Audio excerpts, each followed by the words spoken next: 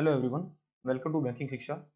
इस वीडियो में हम बात करेंगे जेईई के पेपर फर्स्ट की Indian economy and Indian financial system में module B economic concept related to banking, जिसमें आज हम देखेंगे chapter 70 monetary policy and fiscal policy. तो इसमें हम ये सब टॉपिक कवर करेंगे। तो सबसे पहले हम देखेंगे मॉनेटरी पॉलिसी क्या होता है, देन मॉनेटरी पॉलिसी के लिए कौन कौन से टूल का इस्तेमाल किया जाता है, देन हम देखेंगे how did monetary policy is in India respond to the global financial crisis, और इंडिया की monetary policy global financial crisis के समय किस प्रकार से काम करती है। और जो 2008 के अंदर ग्लोबल फाइनेंशियल क्राइसिस हुआ था और कोविड-19 के समय भी जो हमारे देश के ऊपर आर्थिक संकट आया था, उस समय मॉनेटरी पॉलिसी ने किस प्रकार से मदद करी थी। देन हम देखेंगे फिस्कल पॉलिसी क्या होता है, और फिर लास्ट में देखेंगे हम एफआरबीएम एक्ट किसे कहते हैं। ठीक है, तो सबसे पहले हम बात करेंगे मॉनेटरी पॉलिसी किसे बोलते हैं। देखो, मॉनेटरी पॉलिसी का मतलब है कि जब हमारे देश का सेंट्रल बैंक आरबीआई द्वारा हमारे देश की इकोनॉमी के अंदर कितना पैसा फ्लो होना चाहिए, और यूं कहें कि हमारे देश में लिक्विडिटी कितनी रहे, इसको कंट्रोल करने का काम कर, करती है मॉनेटरी पॉलिसी। ठीक है, तो आरबीआई द्वारा जब मार्केट के अंदर पैसे का फ्लो, लिक्विडिटी और मनी की सप्लाई कितनी रखनी है, किस समय पर उसको बढ़ाना है, किस समय कम करना है, तो जिससे वो कंट्रोल करता है आरबीआई, तो उसको बोलते हैं monetary policy. In India, monetary policy the tool which the central bank RBI controls the supply of money, availability of money and the cost of money. तो इससे आरबीआई क्या डिसाइड करता है कि देश में इकोनॉमी के अंदर कितनी सप्लाई रहेगी, पैसे की अवेलेबिलिटी कितनी रहेगी और पैसे की कॉस्ट कितनी रहेगी, मतलब उस पैसे के लिए रेट ऑफ इंटरेस्ट कितना रहेगा। तो ये सब काम होता है मॉनेटरी पॉलिसी के अंदर। The goal of monetary policy is to achieve a set of objective oriented towards the growth and stability of the economy. तो मॉनेटरी पॉलिसी का ऑब्जेक्टिव ये है कि हम हमारे देश की इकोनॉमी को एक स्टेबिलिटी की तरफ आगे लेके जाएं और ग्रोथ निरंतर करते रहें। The RBI makes monetary policy statement on the by monthly basis, और आरबीआई जो है ये जो मॉनेटरी पॉलिसी है उसको हर 2 महीने के अंदर बनाता है। ठीक है, अब आपके अपने देश की जो मॉनेटरी पॉलिसी है, या तो वो एक्सपेंशनरी पॉलिसी होगी या फिर कॉन्ट्रैक्शनरी होगी। इसका क्या मतलब है, एक्सपेंशनरी के अंदर ये है कि हम ये चाहते हैं कि हमारे देश के अंदर जो पैसे की सप्लाई है, मनी की जो सप्लाई है, वो हम बढ़ा कर रखते हैं, जिससे क्या है कि लोगों के पास पैसा रहेगा, और मार्केट जो पैसा रहेगा तो प्रोडक्शन, क्योंकि डिमांड ज्यादा होगी तो फिर देश में प्रोडक्शन ज्यादा होगी, प्रोडक्शन ज्यादा होगी तो हमारी जो ग्रोथ है वो भी अच्छी रहेगी। और दूसरा कंडीशन होती है कॉन्ट्रैक्शन की। इसमें क्या है कि आरबीआई मनी की सप्लाई को कम करता है, जिससे जो हमारे देश में इन्फ्लेशन की समस्या आती है, मतलब बहुत ज्यादा महंगाई हो जाती है, तो उसको कंट्रोल करने के लिए हमारी जो मॉनेटरी पॉलिसी है वो कॉन्ट्रैक्शनरी बनाई जाती है। ठीक है, the increase of the total supply of money in the economy, it is traditionally used to fight unemployment during a recession by the lowering interest rate. तो जब देश के अंदर मंदी आ जाती है, तब हमको अनएम्प्लॉयमेंट से निकलने के लिए, मतलब बेरोजगारी से निकलने जैसी समस्याएं जो हमारे सामने आती है, उसके लिए क्या हम मनी की सप्लाई मार्केट में बढ़ा देते हैं। Then contractionary policy, the decrease of total money supply in the economy. तो इसके अंदर मनी सप्लाई इकोनॉमी में कम की जाती है, जिससे इंटरेस्ट रेट बढ़ जाते हैं टू कॉम्बैट इन्फ्लेशन, क्योंकि महंगाई बढ़ने लगती है और लोगों के पास पैसे की कमी होने लग जाती है, क्योंकि आरबीआई ने इंटरेस्ट रेट ज्यादा महंगे कर दिए हैं, जिसकी वजह से क्या है मार्केट के अंदर, क्योंकि पैसे की कमी होगी तो फिर महंगाई भी ऑटोमेटिक कम होने लग जाएगी, क्योंकि उतनी ही डिमांड ही नहीं होगी। ठीक है, तो हमने यहाँ पे ये बात करी कि मॉनेटरी पॉलिसी बोला जाता है जब आरबीआई द्वारा देश के अंदर पैसे की सप्लाई को, पैसे की अवेलेबिलिटी को और पैसे की कॉस्ट को, मतलब इंटरेस्ट रेट को कंट्रोल किया जाता है, तो उसको, उस टूल को बोलते हैं मॉनेटरी पॉलिसी। ठीक है, और मॉनेटरी पॉलिसी दो तरह की हो सकती है, एक्सपेंशनरी और कॉन्ट्रैक्शनरी। ठीक है, एक्सपेंशनरी के अंदर आरबीआई जो है मार्केट के अंदर पैसे का फ्लो बढ़ा देता है, और कॉन्ट्रैक्शनरी के अंदर पैसे का फ्लो कम कर देता है। मतलब कि एक्सपेंशनरी के अंदर कि आरबीआई पैसे के अंदर, मार्केट के अंदर पैसा जो है पंप कर रहा है, और कॉन्ट्रैक्शनरी के अंदर आरबीआई पैसा मार्केट से निकाल रहा है। ठीक है, अब मॉनेटरी पॉलिसी जो है ना, मॉनेटरी पॉलिसी बनाई जाती है मॉनेटरी पॉलिसी कमेटी के द्वारा। मतलब मॉनेटरी पॉलिसी के लिए एक मॉनेटरी पॉलिसी कमेटी होती है जो हर 2 महीने के अंदर, यहाँ पे हमने बात करी थी, हर 2 महीने के अंदर मीटिंग करती है और उसके द्वारा फिर डिसाइड किया जाता है कि हम अब नेक्स्ट जो हमारी मॉनेटरी पॉलिसी है वो किस प्रकार से रहने वाली है। तो मॉनेटरी पॉलिसी कमेटी क्या है? Constituted under the RB act, the 6 member MPC is responsible for determining the policy interest rate required to achieve inflation target। तो सबसे पहले हम बात करते हैं मॉनेटरी पॉलिसी कमेटी जो है वो 6 मेंबर की कमेटी होती है। 6 मेंबर की कमेटी होती है जिसमें 3 मेंबर जो होते हैं वो इंटरनल होते हैं और 3 मेंबर जो होते हैं वो एक्सटर्नल होते हैं। इंटरनल के अंदर एक मेंबर तो हमारा आरबीआई का गवर्नर होगा और सेकंड जो होगा वो आरबीआई का डिप्टी गवर्नर होगा और थर्ड होगा आरबीआई का ईडी। ठीक है, या ऐसा जरूरी नहीं है डिप्टी गवर्नर, क्योंकि आरबीआई के 4 होते हैं तो डिप्टी गवर्नर भी इसका मेंबर हो सकता है। देन है एक्सटर्नल मेंबर। एक्सटर्नल भी जो आरबीआई द्वारा 3 मेंबर डिसाइड किए जाते हैं। तो ये जो 3 मेंबर होते हैं ये वेरियस इंडस्ट्री से होते हैं, जैसे ये इकोनॉमिस्ट हो सकते हैं या जिसको फाइनेंस की अच्छी नॉलेज है तो उनको डिसाइड किया जाता है आरबीआई के द्वारा। ठीक है, तो ये 6 मेंबर होते हैं और ये 6 मेंबर ही जो भी मॉनेटरी पॉलिसी की निर्णय होता है तो उसके लिए वोट करते हैं। इन सबके पास, क्योंकि ये 6 लोग हैं तो इवन लोग हैं। अब इन सबके अगर वोट 6 हैं लेकिन टोटल वोट जो होते हैं 7 होते हैं, क्योंकि गवर्नर के पास 2 वोट का राइट होता है। अगर ये 6 के 6 लोगों में टाई हो जाता है तब फिर गवर्नर अपना एक एडिशनल वोट देकर मॉनेटरी पॉलिसी का निर्णय लागू करवा सकता है। ठीक है, तो हमने बात करी कि मॉनेटरी पॉलिसी जो है वो मॉनेटरी पॉलिसी कमेटी के द्वारा निर्धारित की जाती है जो कि हर 2 महीने में बैठती है। उस और मॉनेटरी पॉलिसी कमेटी के अंदर 6 मेंबर होते हैं, 3 इंटरनल और 3 एक्सटर्नल। अब इसका गोल क्या है मॉनेटरी पॉलिसी का? The primary objective to maintain price stability while keeping in mind the objective of growth. तो इसका प्राइमरी ऑब्जेक्टिव यह है कि देश के अंदर एक प्राइस स्टेबिलिटी रहे, क्योंकि ज्यादा पैसा फ्लो हो जाने से देश में इन्फ्लेशन की समस्या आ सकती है और देश में बहुत ज्यादा पैसा होगा तो फिर क्या, पैसे की वैल्यू गिरने लग जाएगी, इन्फ्लेशन बहुत ज्यादा बढ़ जाएगी। और हमको पैसे को कंट्रोल करने के साथ साथ ग्रोथ को भी हमारे दिमाग में रखना है। The central government in consultation with RBI has set the inflation target 4% consumer price index with an upper tolerance limit 6% and the lower tolerance limit 2%। अब देश के अंदर क्योंकि सेंट्रल गवर्नमेंट ये चाहती है कि देश में इन्फ्लेशन जो है कंट्रोल में रहे। ठीक है, अब हमने सीपीआई के जब हमने पढ़ा था, सीपीआई चैप्टर पढ़ा था, उसके अंदर हमने यही बात करी थी कि कंज्यूमर प्राइस इंडेक्स जो है वो आरबीआई ने डिसाइड किया हुआ है। सरकार ये चाहती है कि महंगाई 6% से ज्यादा ना रहे देश में और 2% से कम ना रहे। ठीक है, मतलब 4% से +2% या -2%, तो इसके अंदर ही महंगाई रहे, जिससे क्या है हम हमेशा ग्रोथ की तरफ रहेंगे। क्योंकि अगर 2% से नीचे महंगाई जा रहती है तो फिर क्या है, एक तरह से मंदी की सिचुएशन आ सकती है जहाँ पे हमारी इकोनॉमी की प्रोडक्शन है वो कम हो जाएगी और डिमांड कम हो जाएगी। और अगर 6% ज्यादा आती है तो फिर हम कहेंगे कि इन्फ्लेशन बहुत ज्यादा बढ़ रही है, जिससे मार्केट में डिमांड बहुत ज्यादा होगी लेकिन हम उतनी सप्लाई नहीं कर पाएंगे, तो फिर हमारे जो करेंसी की परचेजिंग पावर है वो कम होती रहेगी। तो आरबीआई सरकार ये चाहती है कि हमारे देश में इन्फ्लेशन जो है वो 4% ±2%, मतलब 6% या 2% के बीच में ही रहे। तो ये मेन ऑब्जेक्टिव है मॉनेटरी पॉलिसी कमेटी का, मॉनेटरी पॉलिसी का। ठीक है, अब मॉनेटरी पॉलिसी के अंदर क्योंकि आरबीआई इसको चलाती है मॉनेटरी पॉलिसी को। अब आरबीआई के पास ना बहुत से टूल्स हैं जिन टूल्स को यूज करके आरबीआई मार्केट के अंदर या हम यूं कहें कि इकोनॉमी के अंदर पैसे का मनी को कंट्रोल करती है इन टूल्स का यूज करके। अब वो टूल कौन कौन से हैं? RBI uses 2 type of tools to regulate the availability, cost and use of money. तो वो कौन कौन से हैं? एक है क्वांटिटेटिव टूल्स और एक है क्वालिटेटिव टूल्स। अब क्वांटिटेटिव टूल्स क्या होते हैं? दीज आर द जनरल और indirect tools used by the central bank that affect the overall money supply in the economy. तो क्वांटिटेटिव टूल्स होते हैं, ये आरबीआई इनडायरेक्टली यूज करता है जिससे देश के अंदर मनी सप्लाई जो है ओवरऑल कंट्रोल की जा सके। They regulate the total volume of money and credit availability without targeting the specific sector. क्योंकि क्वांटिटेटिव टूल्स के अंदर आरबीआई ओवरऑल मनी सप्लाई को रोकता है, ना कि किसी एक स्पेसिफिक सेक्टर को टारगेट करता है।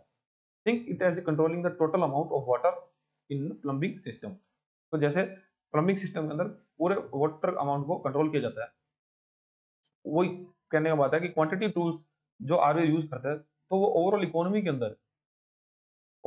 के अंदर मनी सप्लाई को कंट्रोल करने का काम करता है। और यूं बात करें क्वालिटी टूल्स की, तो क्वालिटी टूल्स होता है सिलेक्टिव टूल्स, क्योंकि इनके अंदर एक स्पेसिफिक सेक्टर को टारगेट करके पैसे का कंट्रोल किया जाता है। These instruments used by the central bank to regulate the direction and use of credit for specific purpose or sector. Instead of controlling the total money supply, they aim to channel credit towards certain areas of the economy and restrict it from others. This is like directing the flow of water specific pipes within the plumbing system. तो मतलब qualitative tools के अंदर RBI जो है वो एक certain sectors को और स्पेसिफिक पर्पस के लिए ही यूज करता है। ठीक है, अभी ये चीज आपको बिल्कुल समझ नहीं आ रही होगी, लेकिन जब हम आगे इनके टूल्स पढ़ेंगे, इनके अंदर जो सब टूल्स हैं वो पढ़ेंगे, तब आपको एक एक चीज क्लियर होती जाएगी। ठीक है, तो अब कौन कौन से क्वांटिटी टूल्स हैं और कौन से क्वालिटी टूल्स हैं, ये हम देख लेते हैं। तो ये जो टूल्स हैं क्वांटिटी टूल्स हैं, जैसे कैश रिजर्व रेशो, सेचुरिटी liquidity ratio, repo rate, marginal deposit facility MSF, then bank rate, standing deposit facility, liquidity adjustment facility, open market operations, then market stabilisation scheme.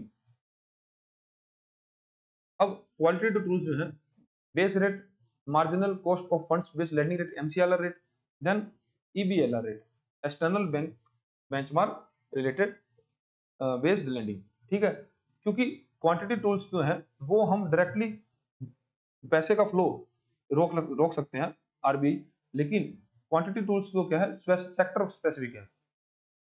ठीक है, अब इनके बारे में एक एक करके हम पढ़ते हैं। तो सबसे पहले देखते हैं क्वांटिटी टूल्स क्या होते हैं। तो है कैश रिजर्व रेशो, सीआरआर। देखो, अब हम आरबीआई को क्या बोलते हैं, आरबीआई है हमारा बैंक का बैंक, बैंक का बैंक।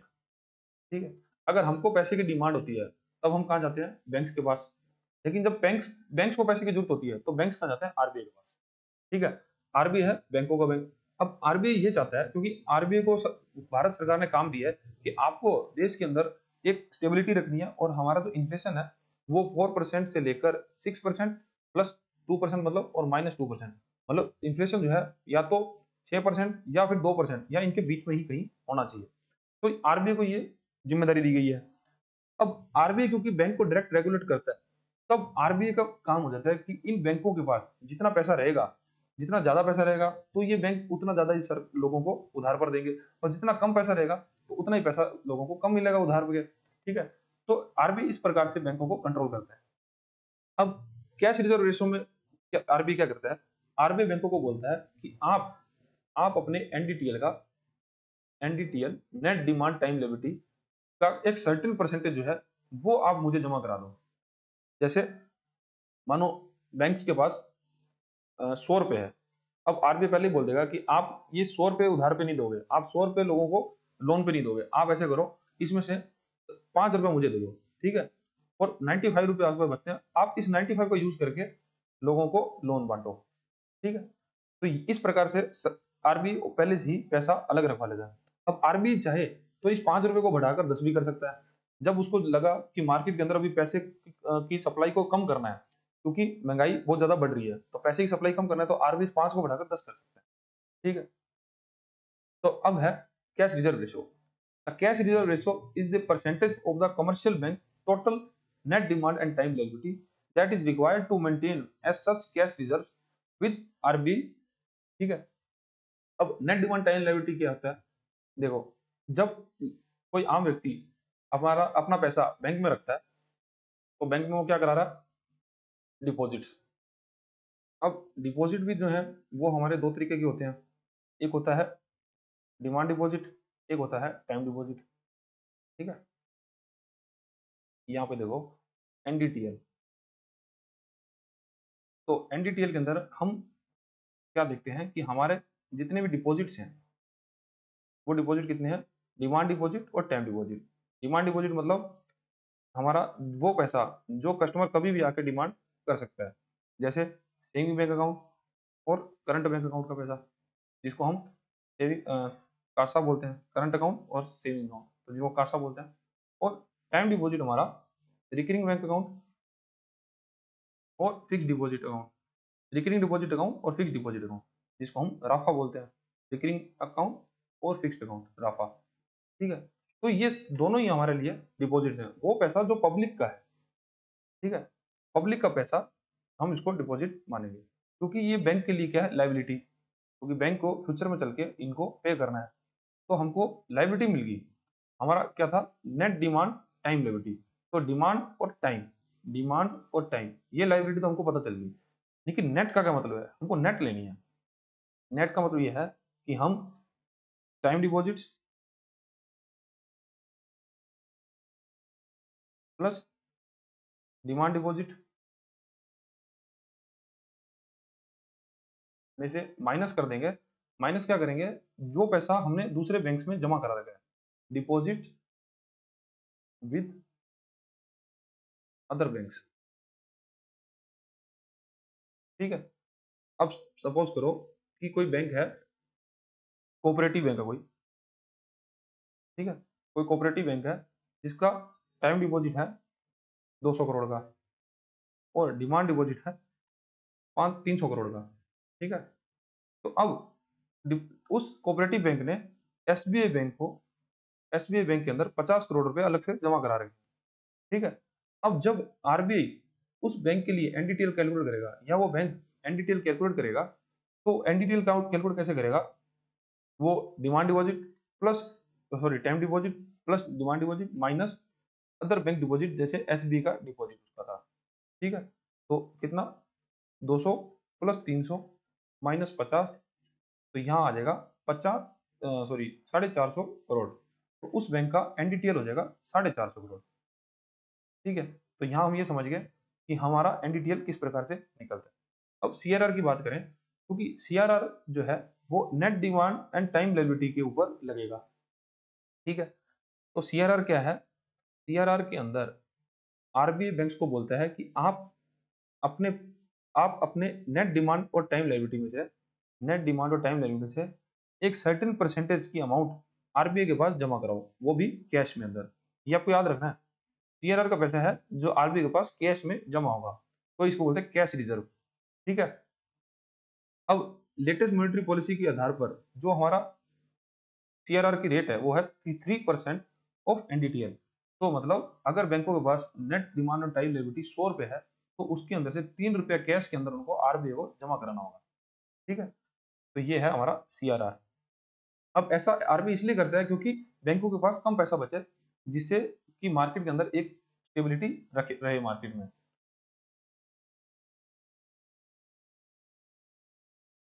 तो इसका इम्पैक्ट क्या है, अगर हाइयर सीआरआर होगा तो banks have less money to control inflation. अगर आरबीआई सीआरआर को बढ़ाकर रखेगा तो बैंकों को कम पैसा रहेगा, क्योंकि यही 3% का अगर वो 10% कर दे, तो बैंकों को कहा 97 रुपीज थे बैंकों के पास, तो वो 90 रुपए रह जाएंगे, तो बैंक फिर आगे 90 रुपए ही लोन पे दे पाएंगे। और अगर आरबीआई सीआरआर को कम कर दे तो bank can land more stimulus growth, तो बैंकों के पास पैसा ज्यादा रहेगा और वो फिर देश की ग्रोथ को और ज्यादा बढ़ाएंगे। ठीक है, तो ये हमारा सीआरआर कंप्लीट होता है। नेक्स्ट जो आरबीआई के पास टूल है मॉनेटरी पॉलिसी के अंदर, वो है सेचुरिटी लिक्विडिटी रेशो, एसएलआर।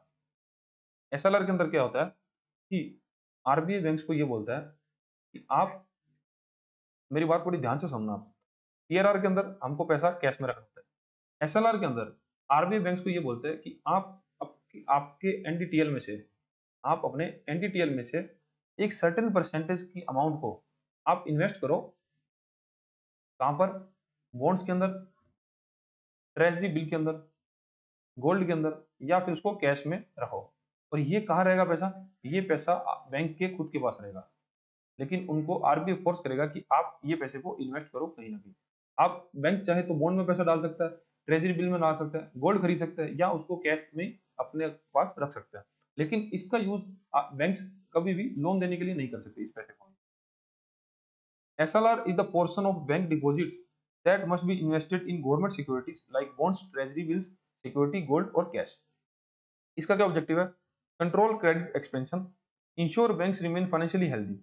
इसमें इंश्योर करना है कि बैंक जो है फाइनेंशियली हमेशा हेल्दी रहे, क्योंकि बैंक अपना एनडीटीएल में से कुछ पैसा जो अलग से रखेंगे, अब कल को बैंक डूबता भी है तो बैंक के पास एक एक रिजर्व रहेगा, जिससे कि वो अपनी फाइनेंशियल कंडीशन को संभाल पाएगा। Then guarantee demand for government security, और एसएलआर से क्या है कि गवर्नमेंट सिक्योरिटी की डिमांड जो है वो मेंटेन रहती है। अब इसका इम्पैक्ट क्या होगा, अगर इसको बढ़ा दिया जाता है तो बैंक लैंडिंग कैपेसिटी रिड्यूस हो जाएगी, तो मतलब बैंक के पास पैसा कम रहेगा। अब यही इसको अगर बहुत ज्यादा बढ़ा दे तो बैंकों को ज्यादा पैसा इन्वेस्ट करके रखना पड़ेगा, तो उनके पास पैसा कम बचेगा, और उनके पास क्या पैसा कम बचेगा तो आगे भी लोन पे ज्यादा पैसा नहीं दे पाएंगे, जिससे क्या है कि मार्केट के अंदर लिक्विडिटी है वो कम हो जाएगी। ठीक है, और इसके विपरीत अगर एसएलआर को कम कर दिया जाता है तो बैंक के पास ज्यादा पैसा रहेगा और बैंक ज्यादा से ज्यादा लोन दे पाएंगे। और अब है एसएलआर की जो लेटेस्ट रेट चल रही है वो है 18% ऑफ एनडीटीएल, मतलब 18 रुपए। बैंक्स को 18 रुपए अपने एनडीटीएल में से इन्वेस्ट करके रखने हैं गवर्नमेंट बॉन्ड्स के अंदर, ट्रेजरी के अंदर या फिर गोल्ड के अंदर, और ये पैसा जो रहेगा वो बैंक्स के खुद के पास रहेगा, उनको आरबीआई को जमा कराने की जरूरत नहीं है। ठीक है, ये हमारा एसएलआर हो गया। देन आता है रेपो रेट। रेपो रेट क्या होता है, क्योंकि बैंक्स को बैंक्स को भी पैसे की जरूरत रहती है, और अगर बैंक्स को आरबीआई से पैसा उधार पर लेना है, आरबीआई से पैसा उधार पर लेना है, तो आरबीआई जो बैंक से इंटरेस्ट चार्ज करेगा ना, आरबीआई जो बैंक से इंटरेस्ट चार्ज करेगा तो वो इंटरेस्ट होगी repo rate.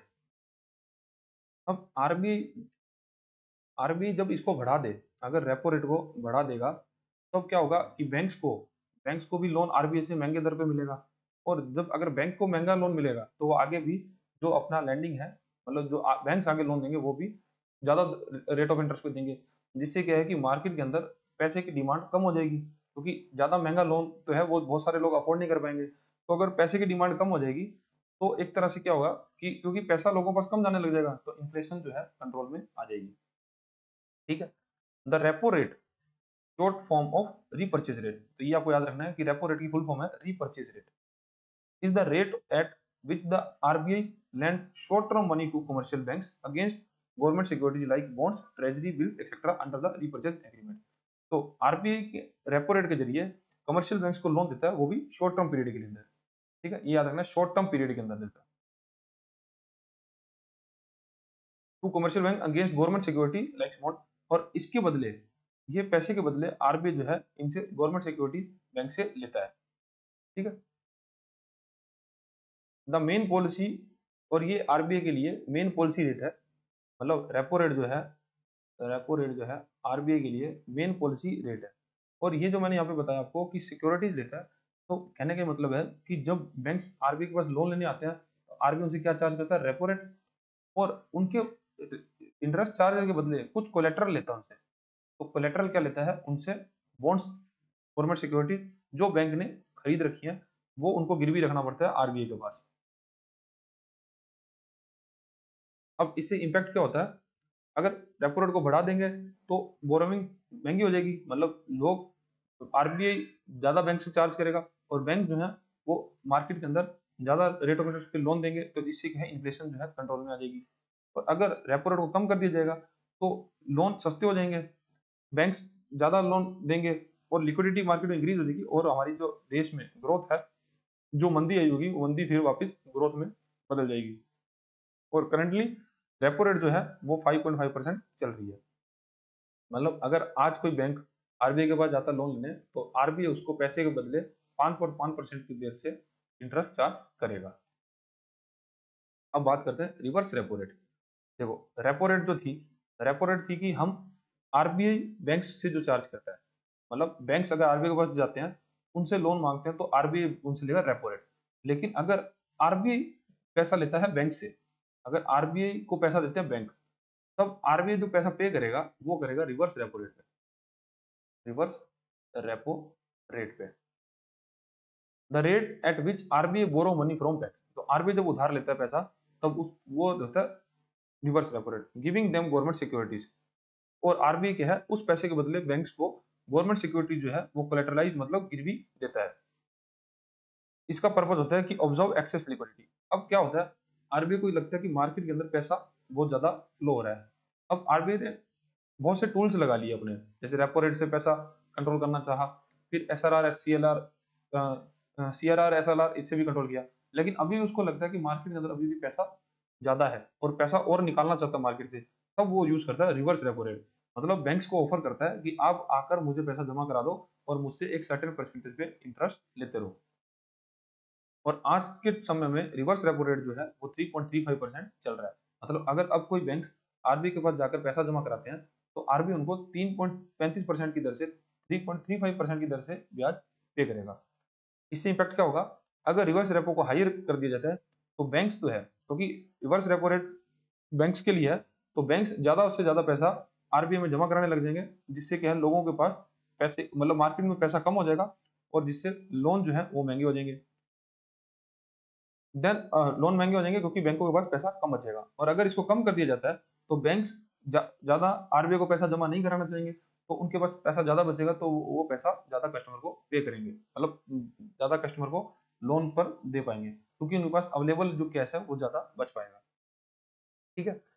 Reverse repo rate के अंदर जो रेट बैंक्स पे करता है, आरबीआई पे करता है बैंक्स को लोन अपने पास पैसा जमा कराने के लिए, कि आरबीआई जिस पैसे पे बैंक से उधार लेता है जो रेट ऑफ इंटरेस्ट पे उस वो होती है रिवर्स रेपो रेट। और आज के समय रिवर्स रेपो रेट जो है वो 3.35% चल रही है। नेक्स्ट हमारी जो फैसिलिटी है, marginal standing facility, MSF. MSF क्या होता है? जब बैंक्स को जब बैंक्स को ओवरनाइट के लिए या इमरजेंसी के लिए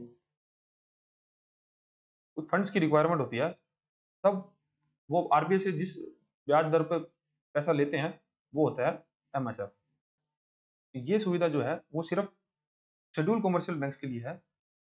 अब होता क्या है ना कि बहुत बार बैंक के पास पैसा जो है वो शॉर्ट पड़ जाता है थोड़े समय के लिए, मतलब पैसा कम है लेकिन उनको शॉर्ट टर्म के लिए पैसा चाहिए, बिल्कुल एक रात के लिए, 2 रातों के लिए, इस हिसाब से पैसा चाहिए। तो जब वो आरबीआई के पास जाते हैं कि हमको इमीडिएटली पैसा चाहिए, तब आरबीआई उनसे एमएसएफ की रेट पर इंटरेस्ट चार्ज करता है। A window is provided by the RBI that allow only scheduled commercial bank to borrow money overnight from the RBI in emergency situation when they are short of funds and have exhausted of other borrowing options। जब उनके पास कोई और borrowing option नहीं बचते तब वो RBI के पास पहुंचते हैं, तब आरबीआई उनसे एमएसएफ रेट पे पैसा लेता है। और करंटली एमएसएफ रेट जो है वो 5.75% चल रही है, मतलब रेपो रेट से 0.25% ऊपर। ठीक है। और जब आरबीआई बैंक्स को पैसा देता है अंडर एमएसएफ, तब उन बैंक्स को अलाउ किया जाता है कि क्योंकि आरबीआई ने उनसे एसएलआर के अंदर स्टैट्यूटरी लिक्विडिटी रेट, जो कि हमने यहाँ पे बात करी थी, स्टैट्यूटरी लिक्विडिटी रेशियो सॉरी, तो एसएलआर के अंदर क्योंकि हमने उनसे 18% जो है अलग से रखवाया था एनडीटीएल के अंदर, तो क्योंकि इन्होंने पैसा कहाँ इन्वेस्ट किया था, यहाँ पर बॉन्ड्स, ट्रेजरी बिल्स या गवर्नमेंट सिक्योरिटीज के अंदर या गोल्ड के अंदर। ठीक है। तो उस पैसे को यूज करने देता है आरबीआई अंडर एमएसएफ। तो बैंक जो है अपने एसएलआर के पैसे का यूज कर सकता है, मतलब उन सिक्योरिटीज का यूज कर सकता है जो उसने होल्ड करी थी अंडर एसएलआर, बैंक को गिरवी रखने के लिए। ठीक है। मैं क्या कहना चाह रहा हूँ कि बैंक्स बैंक्स को जब ओवरनाइट पैसे की जरूरत है और जब वो आरबीआई से पैसा मांगने जाते हैं, तब आरबीआई उनसे एमएसएफ रेट पे पैसा इंटरेस्ट जो है चार्ज करता है। और इस एमएसएफ के बदले क्योंकि बैंक्स को पैसा चाहिए तो उसके उनको कुछ कोलेटरल देना पड़ेगा आरबीआई को। अब ये कोलेटरल के अंदर आरबीआई को एसएलआर के अंदर खरीदी गई जो सिक्योरिटीज थी उनको दे सकते हैं। ठीक है। तो ये अलाउ होता है बैंक्स को। इसका पर्पस क्या है? Act as a safety valve during the sudden liquidity shocks like unexpected cash shortage. अब ये इसका पर्पस ये है कि जब बैंकों के ऊपर सडन कुछ पैनिक की सिचुएशन होगी या सडन लिक्विडिटी की डिमांड होगी, तब वो एमएसएफ की सुविधा ले सकते हैं। Prevent panic in the financial system, इसका इम्पैक्ट है कि जब फाइनेंशियल सिस्टम कोई पैनिक आता है उसको रोकने के लिए ensure bank always have the last resort borrowing option. और ये भी इंश्योर करने के लिए कि बैंकों के पास लास्ट रिजोर्ट ऑप्शन है कि वो अगर कहीं से भी पैसा नहीं मिलेगा तो आरबीआई से अंडर एमएसएफ पैसा ले सकते हैं। ठीक है। तो ये है हमारा एमएसएफ। देन आता है बैंक रेट। बैंक रेट क्या होता है? The rate at which the RBI lends money to banks और financial institution for long term without requiring collateral under a repurchase agreement, it is called a discount rate. देखो, major जो difference है ना repo rate और bank rate के अंदर, वो ये है क्योंकि रेपो रेट जो है वो शॉर्ट पीरियड के लिए होती है, शॉर्ट टर्म के लिए होती है। और अगर रेपो रेट पे बैंक्स को पैसा चाहिए तो उनको कुछ ना कुछ गिरवी रखना होता है। मतलब कुछ कोलेट्रल देना होता है। लेकिन अगर बैंक्स लॉन्ग रन के लिए पैसा मांगना चाहते हैं आरबीआई से, तब लॉन्ग टर्म के लिए बैंक्स को लोन मिलेगा अंडर बैंक रेट, तो उनको बैंक रेट से लोन मिलेगा, और उसके लिए बैंकों को कुछ भी कोलेट्रल देने की जरूरत नहीं है आरबीआई को, मतलब कुछ भी गिरवी रखने की जरूरत नहीं है आरबीआई के पास। ठीक है। Since May 2011 aligned with MSF rate, क्योंकि इसमें बैंक रेट को क्या है, अलाइन कर दिया गया था एमएसएफ रेट से। अब जैसे एमएसएफ रेट बढ़ेगी तो बैंक रेट भी उतनी बढ़ जाएगी, और जैसे एमएसएफ रेट कम होगी तो बैंक रेट भी कम हो जाएगी। ठीक है। So when ever MSF change bank rate also change. तो अब इसका जो करंट बैंक रेट चल रहा है वो 5.75% ही चल रहा है, और जो कि हमारा एमएसएफ रेट भी है। ठीक है।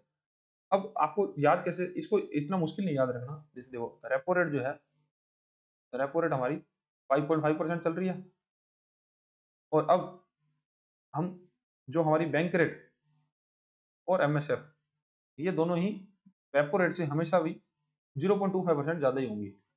ठीक है, क्योंकि इतना मार्जिन आरबीआई लेता है।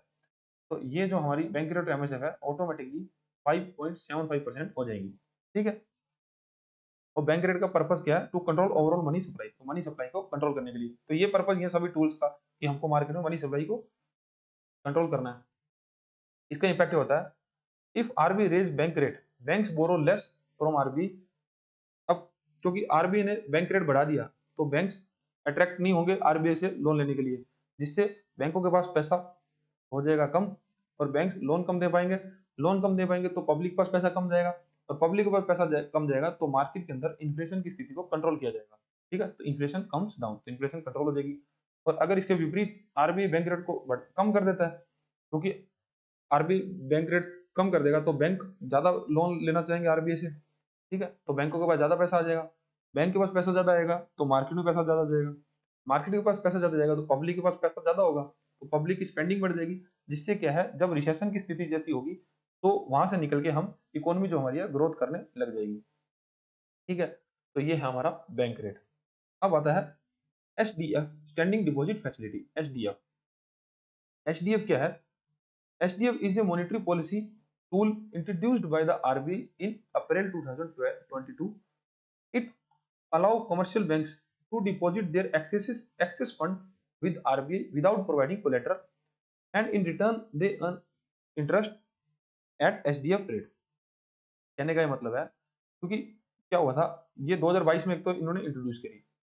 और इसमें क्या है कि बैंकों के पास, अगर बैंक के पास बहुत ज्यादा एक्सेस कैश आ गया है, एक्सेस कैश आ गया, अब आरबीआई चाहता है, क्योंकि बैंक उसको लोन पर नहीं दे पा रहा, क्योंकि बैंक से कोई भी पैसा, कोई भी व्यक्ति है जो लोन की डिमांड नहीं कर रहा, अब बैंक के पास पैसा पड़ा है, अब पड़े पड़े तो पैसा वैसे भी बैंक को भी नुकसान है, और मार्केट के अंदर अगर एक जगह पैसा फंस के पड़ा रहेगा तो उससे क्या होगा कि पैसे, क्योंकि मार्केट में लिक्विडिटी होल्ड हो जाएगी एक तरह से, क्योंकि पैसे की डिमांड ही नहीं हो रही, तब आरबीआई क्या करेगा कि उस पैसे को आप डिमांड कर लेगा बैंक से, या बैंक खुद चाहे तो एक्सिस कैश को आरबीआई को जमा करा देगा अंडर एचडीएफ। ठीक है, और उसके ऊपर बैंक्स को एचडीएफ रेट पे आरबीआई इंटरेस्ट रेट पे करेगा। ठीक है, और आज के दिन एचडीएफ जो रेट है वो है 5.25%, मतलब रेपो रेट से 0.25% कम, 0.25% कम। ठीक है, इसका पर्पज है strengthen RBI ability to control money supply quickly. अब इसका पर्पज ये है कि आरबीआई जो है फटाफट मनी की सप्लाई को कंट्रोल कर पाए, क्योंकि बैंक्स अपने पास पैसा होल्ड करके रखेंगे तो इससे क्या है मार्केट के अंदर लिक्विडिटी गड़बड़ाएगी। तो इसके लिए आरबीआई ने फैसिलिटी दी है बैंक को कि अगर आप लोन नहीं दे पा रहे हो तो आप अपना एक्स्ट्रा पैसा जो है हमारे पास जमा करा दो, और उसके बदले हम आपको 5.25% ब्याज दे देंगे। इससे इम्पैक्ट क्या होगा, if excess liquidity is creating inflation, RBI use SDF to suck out money from the system. और अगर आरबीआई को ये लगा कि मार्केट में बहुत ज्यादा लिक्विडिटी है जिससे कि इन्फ्लेशन का खतरा बन रहा है, तो आरबीआई एचडीएफ के अंदर बैंकों से सारा पैसा खींच लेगी, सकआउट कर लेगी, जिससे क्या है मार्केट के अंदर इन्फ्लेशन कंट्रोल में किया जा सकता है। और जो एचडीएफ है, एचडीएफ जो है वो आरबीआई के लिए एक तरह से फ्लोर रेट ऑफ इंटरेस्ट है, फ्लोर रेट ऑफ इंटरेस्ट है। इसका मतलब है कि आरबीआई इससे नीचे, एचडीएफ की रेट ऑफ इंटरेस्ट से नीचे कभी भी लेन देन नहीं करेगा। ठीक है, मतलब कितना, 5.25% से। ठीक है, ये है इनका फ्लोर पॉइंट एसटीएफ। ये आपको याद रखना है कि कौन सी रेट ऑफ इंटरेस्ट आरबीआई के लिए एक floor RB interest rate corridor है, तो लोअर बाउंड कौन है, तो है एसटीएफ। ठीक है, नेक्स्ट हमारा आता है variable rate reverse repo, VRRR, variable rate reverse repo. इसकी फुल फॉर्म कई बार आती है, VRRR की फुल फॉर्म। इसमें ये पूछ सकता है कि बीच का आर मतलब सेकंड आर का क्या मतलब है, तो आपका मतलब होगा रिवर्स। लोग इसको रिवर्स रेपो रेट समझते हैं, लेकिन ये है वेरिएबल रेट रिवर्स रेपो। ठीक है, तो ये क्या है, the variable rate reverse repo is a monetary policy instrument used by RBI to observe excess liquidity from banking system for short period, usually overnight. And अगर आरबीआई उसको चाहे तो उसको 1 से 14 दिन के लिए बढ़ा सकती है, depending on liquidity needs, but variable interest rate determined through options. क्या कहना चाह रहा है, देखो एक तो हमने बात करी थी रिवर्स रेपो रेट की, रिवर्स रेपो रेट की बात करी थी, जिसमें क्या था कि आरबीआई को जब पैसा बोरो करना है बैंक से, तब वो आरबीआई बैंक को पे करेगा रिवर्स रेपो रेट से पैसा। ठीक है, लेकिन अब वीआरआर के अंदर क्या करता है, वेरिएबल रेट ऑफ इंटरेस्ट में क्या होता है, कोई certain rate of interest fix नहीं है। ठीक है, आरबीआई बैंक से पैसा लेता है, लेकिन वो लिक्विडिटी कंट्रोल करने के लिए ना आरबीआई रखता है एक ऑक्शन करवाता है, और ऑक्शन के अंदर सभी बैंक्स आकर बिड लगाते हैं कि कितने रेट ऑफ इंटरेस्ट पे पैसा हम आपको देंगे। ठीक है, ये बिड लगेगी, तब बैंक वहां पे उनकी आधार पर, उनके बिड के आधार पर रेट ऑफ इंटरेस्ट डिसाइड करी जाएगी। तो इस फैसिलिटी को बोलते हैं वेरिएबल रेट रिवर्स रेपो। मतलब आरबीआई आपसे पैसा लेना चाह रहा है, लेकिन बैंक्स वहां पर आकर बिड लगाएंगे, और जो बिड जहां तक गई उस रेट ऑफ इंटरेस्ट पे बैंक आरबीआई जो है वो बैंक से पैसा उधार पर ले लेंगे। यूजुअली ये जो सर्विस है जो एक रात के लिए होती है, लेकिन बैंक अगर आरबीआई अगर चाहे तो इसको 1 से 14 दिन तक के लिए बढ़ा सकता है, जब उसको लगता है कि लंबे समय तक मार्केट से पैसा जो है निकाल कर रखना है, मतलब लिक्विडिटी मार्केट में कम करनी है, तो आरबीआई जो है इसको 14 दिन तक बढ़ा सकता है। इसमें collateral like standard reverse repo, banks provide funds and receive government security as collateral. तो मतलब बैंक्स को ये पैसे के बदले आरबीआई जो है वो कोलेटरल में सिक्योरिटीज प्रोवाइड करवाएगा। नेक्स्ट जो फैसिलिटी है वो है लिक्विडिटी एडजस्टमेंट फैसिलिटी, LAF। तो LAF क्या होता है कि जब बैंक्स को बैंक्स को अपना पैसा आरबीआई के पास रखना हो, या फिर आरबीआई से पैसा उधार पर लेना हो, मतलब आरबीआई को उधार पर देना हो या उधार पर लेना हो, इन दोनों के लिए आरबीआई जो फैसिलिटी देती है, जो टूल का यूज करती है, वो बोलते हैं liquidity adjustment facility. The liquidity adjustment facility is monetary policy tool of RBI used to manage short term liquidity fluctuation in banking system. It allow banks to borrow from और park funds with RBI to maintain smooth liquidity and control short term interest rate. मतलब RBI इस tool का use तब करती है जब RBI को market के अंदर, क्योंकि शॉर्ट टर्म फ्लक्चुएशन बहुत ज्यादा हो रही है, तो उसको कंट्रोल करने के लिए आरबीआई बैंक से पैसा ले सकती है, मतलब उनसे बोरो कर सकती है, और उनसे उनके पास उनको फंड्स वापस भी प्रोवाइड करवा सकती है, जिससे क्या है कि मार्केट के अंदर एक लिक्विडिटी स्मूथली चलती रहे, और मार्केट के अंदर short term interest rate control में रहे। इसमें क्या क्या फीचर्स रहते हैं, इसका पर्पज है manage day to day liquidity in banking system, ensure stability in short-term interest rates, and facilitate smooth transition of monetary policy।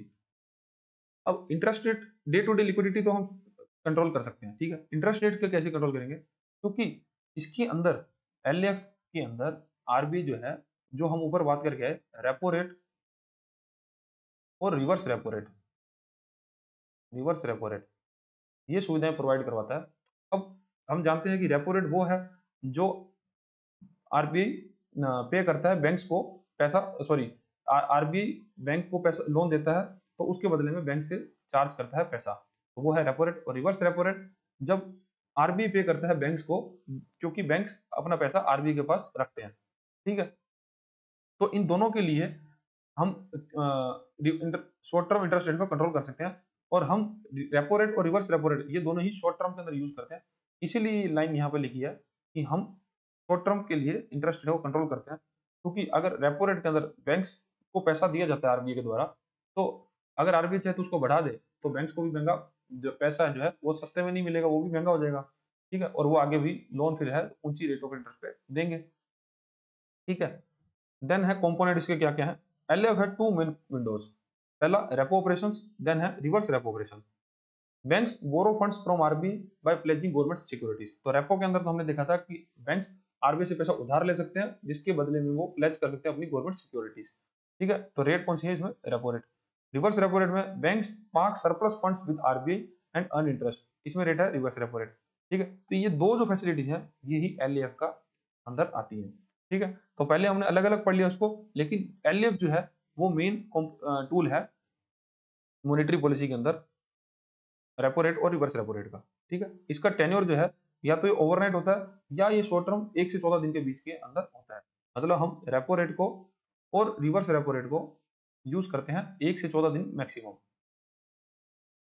अब रिलेशन टू मॉनेटरी कॉरिडोर, अब जो हमने बात करी थी कि एचडीएफ जो था, स्टैंडर्ड डिपॉजिट फैसिलिटी जो थी, वो हमने बोला था कि ये फ्लोर है, मतलब मॉनेटरी पॉलिसी के अंदर इंटरेस्ट देने का फ्लोर है, फ्लोर बाउंड है, तो वो एचडीएफ थी।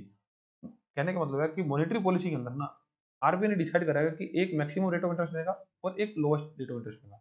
तो जो लोएस्ट है वो होगा एचडीएफ, स्टैंडर्ड डिपॉजिट फैसिलिटी, और मिड पॉइंट जो होगा वो रेपो रेट होगा, और सीलिंग जो अपर बाउंड होगा वो एमएसएफ या बैंक रेट होगा, जो कि हमारा 5.75% है। ठीक है, रेपो रेट हमने बात करी थी 5.5% है, और एचडीएफ फैसिलिटी जो हमारी 5.25% है। तो आप इसमें गौर करोगे कि इन सभी में 25 बेसिस पॉइंट का ही डिफरेंस है, 25 बेसिस पॉइंट का ही डिफरेंस है। तो इस प्रकार से 25 बेसिस पॉइंट और 25 बेसिस पॉइंट ये आगे ऐसे जाता है। ठीक है, तो एचडीएफ हमारा लोअर बाउंड है, रेपो रेट हमारा मिड पॉइंट है, और एमएसएफ और बैंक रेट जो हमारा सीलिंग पॉइंट है, क्योंकि बैंक रेट को ही लिंक कर दिया गया एमएसएफ के साथ। ठीक है, अब इसमें कोलेटरल की बात करते हैं। रेपो रेट के अंदर, क्योंकि रेपो रेट तो है आरबीआई द्वारा, जब बैंक्स को लोन दिया जाता है उसके बदले में चार्ज करी जाती है रेपो रेट।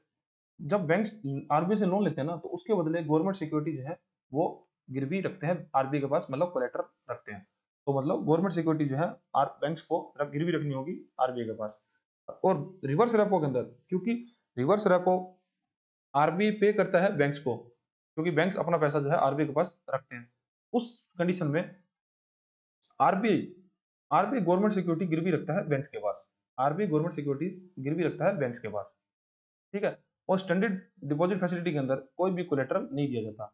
मतलब जब स्टैंडर्ड डिपॉजिट फैसिलिटी के अंदर आरबीआई पैसा लेता है बैंक से, तब उसके अंदर कोई भी कोलेटरल उनको नहीं दिया जाता। अब देखो ये क्यों है ऐसा, क्यों स्टैंडर्ड डिपॉजिट फैसिलिटी के अंदर आरबीआई कोलेटरल नहीं देता? देखो, रिवर्स रेपो रेट हमारी कितनी है? 3.35%। ठीक है, और स्टैंडर्ड डिपॉजिट फैसिलिटी कितनी है? 5.25%। अब बैंक्स ये देखते हैं, क्योंकि इन दोनों कंडीशन में हम पैसा आरबीआई को दे रहे हैं, मतलब बैंक जो है आरबीआई को पैसा दे रहा है, और आरबीआई ऐसा तो है नहीं कि बैंक्स का पैसा कहीं मतलब सेफ ही है ना आरबीआई के पास पैसा। अब आरबीआई तो कहीं जाने वाला नहीं है। तो अब रिवर्स रेपो, क्योंकि उसमें रेट ऑफ इंटरेस्ट बहुत ज्यादा कम होती है, तो तब आरबीआई से बैंक्स मांगते हैं सिक्योरिटी कि आप हमको कुछ गिरवी दो। लेकिन जब बैंक्स को इतना 5.2% से ब्याज मिल रहा है, तब आरबीआई बैंक को कोई भी सिक्योरिटी नहीं देता और सीधा 5.25% रेट ऑफ इंटरेस्ट पे करता है। ठीक है, ये इसका एग्जांपल है।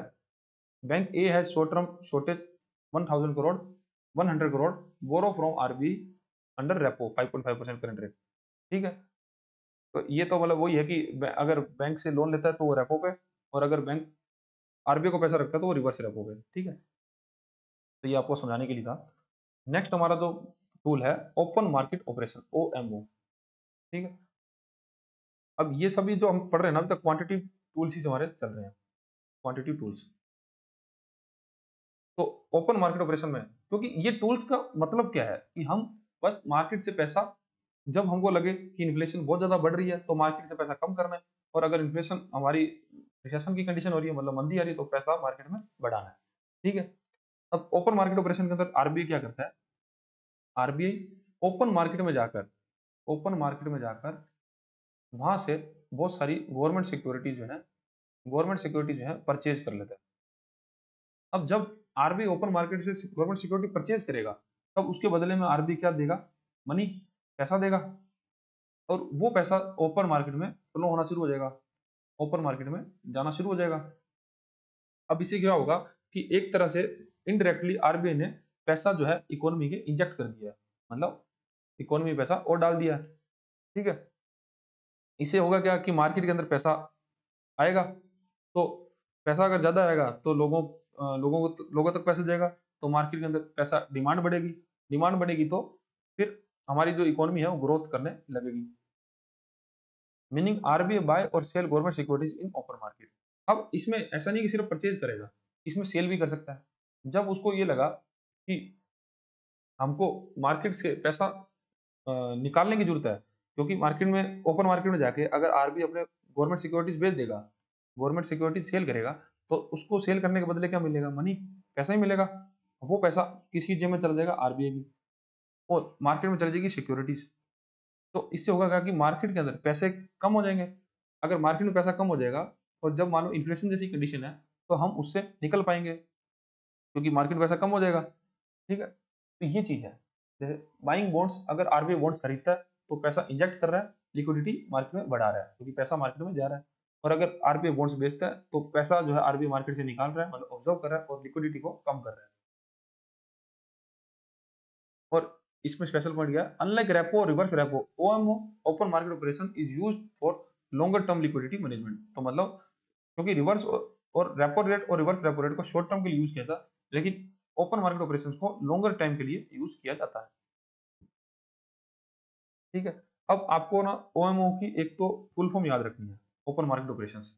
ठीक है, ये एक बार लास्ट ईयर शायद पूछी गई थी, लास्ट ईयर, हाँ लास्ट ईयर ही आई थी कि ओपन मार्केट ऑपरेशंस क्या होता है। नेक्स्ट हमारा जो टूल है market stabilisation scheme, MSS, market stabilisation scheme. इस स्कीम में क्या होता है? देखो, मार्केट स्टेबलाइजेशन स्कीम के अंदर, एमएसएस के अंदर क्या होता है कि हमारे देश में ना बहुत सारा फॉरेन करेंसी आती है, फॉरेन करेंसी आती है, फॉरेन मनी आता है। मतलब कैसे आता है? Through FDI, foreign direct investment, या FII, foreign institutional investment.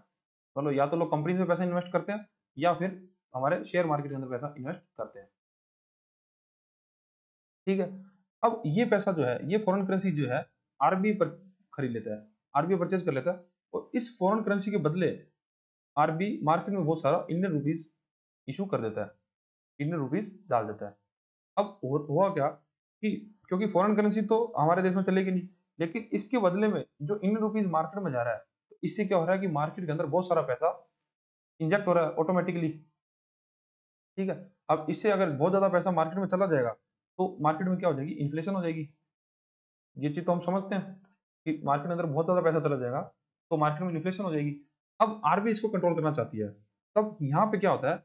RBI और गवर्नमेंट ऑफ इंडिया, ये दोनों ने मिलके, गवर्नमेंट ऑफ इंडिया और आरबीआई, ये यहाँ पे रोल अपना निभाती है। क्या होता है कि गवर्नमेंट ऑफ इंडिया इसके बदले में एमएसएस के बॉन्ड्स इशू कर देती है। एमएसएस के बॉन्ड्स मतलब मार्केट स्टेबिलिटी के बॉन्ड्स इशू कर देती है। अब ये बॉन्ड्स, क्योंकि गवर्नमेंट ऑफ इंडिया ने ये बॉन्ड्स को चलाने का मतलब जो इसका मॉनिटरिंग करने का काम जो है आरबीआई को दिया हुआ है। ठीक है, अब हुआ क्या था कि ये जो पैसा फॉरेन करेंसी इंडिया में आई, इंडिया में आरबीआई ने उसको खरीद लिया, और उसके बदले उस बॉन्ड्स के, उस फॉरेन करेंसी के बदले आरबीआई ने रुपीज मार्केट में छोड़ दिए, इंजेक्ट कर दिए। मतलब लोगों ने चेंज करवा लिया पैसा, डॉलर देके पैसा रुपीज ले लिया। अब मार्केट के अंदर बहुत ज्यादा पैसा आ गया। अब जब मार्केट में पैसा आ गया तो इसको कंट्रोल में करना है, क्योंकि मार्केट में इन्फ्लेशन बढ़ जाएगी। तब उस जगह गवर्नमेंट ऑफ इंडिया एमएसएस के बॉन्ड्स इशू कर देती है। एमएसएस के बॉन्ड्स जो हैं ये खरीदे जाते हैं बैंक्स के द्वारा। ठीक है, अब जितना पैसा आया उस पैसे के बदले, जितना फॉरेन करेंसी है उसके बदले एमएसएस के बॉन्ड्स इशू कर दिए, और ये बॉन्ड्स जो है वो बैंक्स खरीद लेंगे, और बैंक्स इसके बदले में क्या देंगे? Indian rupees. ठीक है, अब हुआ क्या कि जितनी फॉरेन करेंसी इंडिया में आई और उसको आरबीआई ने ले लिया। आरबीआई के पास पैसा आया फॉरेन करेंसी का, आरबीआई ने उसके इक्विवेलेंट ही रुपीज जो है वो मार्केट में इशू कर दी है। अब मार्केट में रुपीज बहुत बढ़ गए। अब इस रुपीज को कंट्रोल करने के लिए गवर्नमेंट ऑफ इंडिया एमएसएस के शेयर इशू, बॉन्ड्स इशू कर देगी, और ये बॉन्ड्स कौन खरीदेगा? हमारे इंडियन बैंक्स।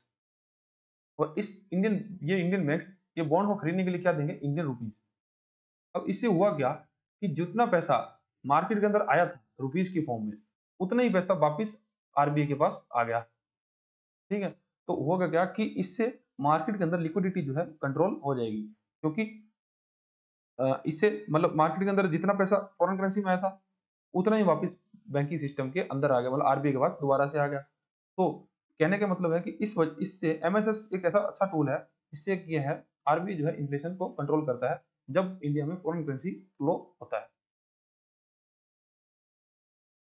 ये इंट्रोड्यूस किया गया था 2004 के अंदर, meaning scheme to observe durable excess liquidity specially from capital inflow foreign investments. अगर जो फॉरेन इन्वेस्टमेंट आती है उसको ऑब्जर्व करने के लिए ये फैसिलिटी थी, क्योंकि 2000 के बाद ना, 2000 के बाद इंडिया में बहुत सारा पैसा फ्लो होने लगा था फॉरेन कंट्रीज से, ठीक है।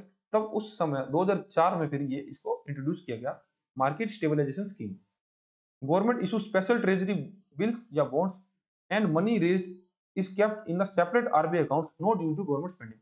और जो पैसा बैंक्स को आरबीआई को दोबारा वापस आएगा, क्योंकि बैंक्स उस बॉन्ड्स को खरीद रहे हैं, तो वो पैसे को आरबीआई गवर्नमेंट स्पेंडिंग में यूज नहीं करेगी, उस पैसे को एक सेपरेट अकाउंट में रखा जाएगा, सेपरेट अकाउंट में रखा जाएगा। उस पैसे को आरबीआई कभी भी गवर्नमेंट कभी भी स्पेंडिंग में यूज नहीं कर सकती, ठीक है। तो ये हमारे क्वांटिटेटिव जो टूल्स थे वो खत्म होते हैं। अब एक बार जल्दी जल्दी हम देख लेते हैं कौन कौन से क्या टूल थे।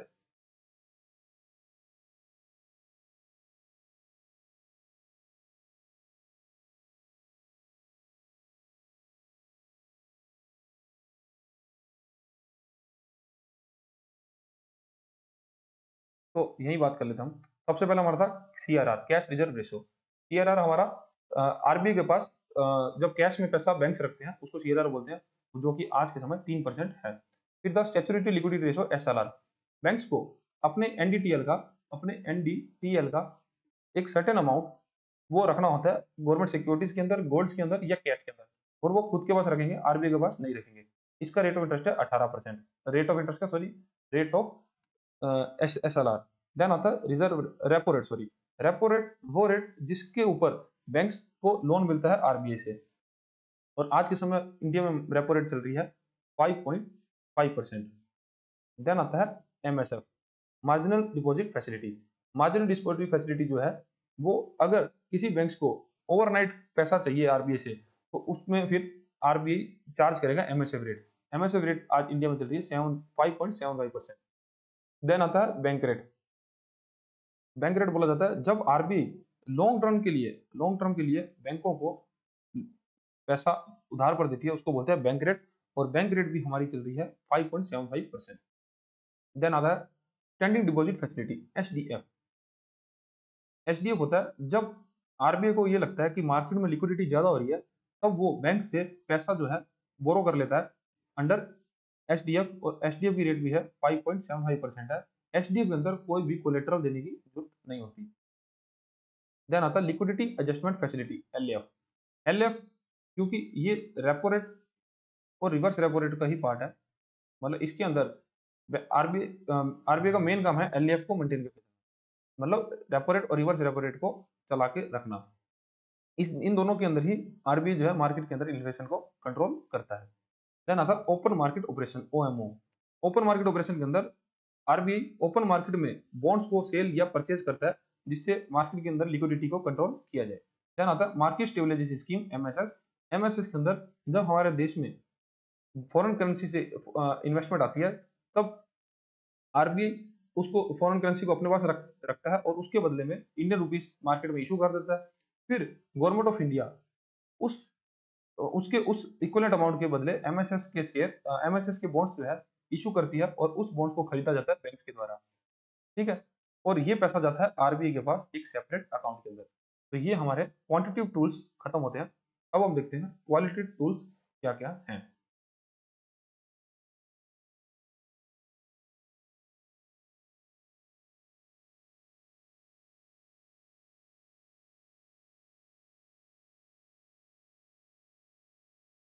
तो सबसे पहला है बेस रेट। देखो बेस रेट क्या होता है, आरबीआई ने ना ये डिसाइड किया हुआ है कि जब बैंक्स किसी को लोन देंगे, तो वो लोन कभी भी बेस रेट से नीचे नहीं हो सकता।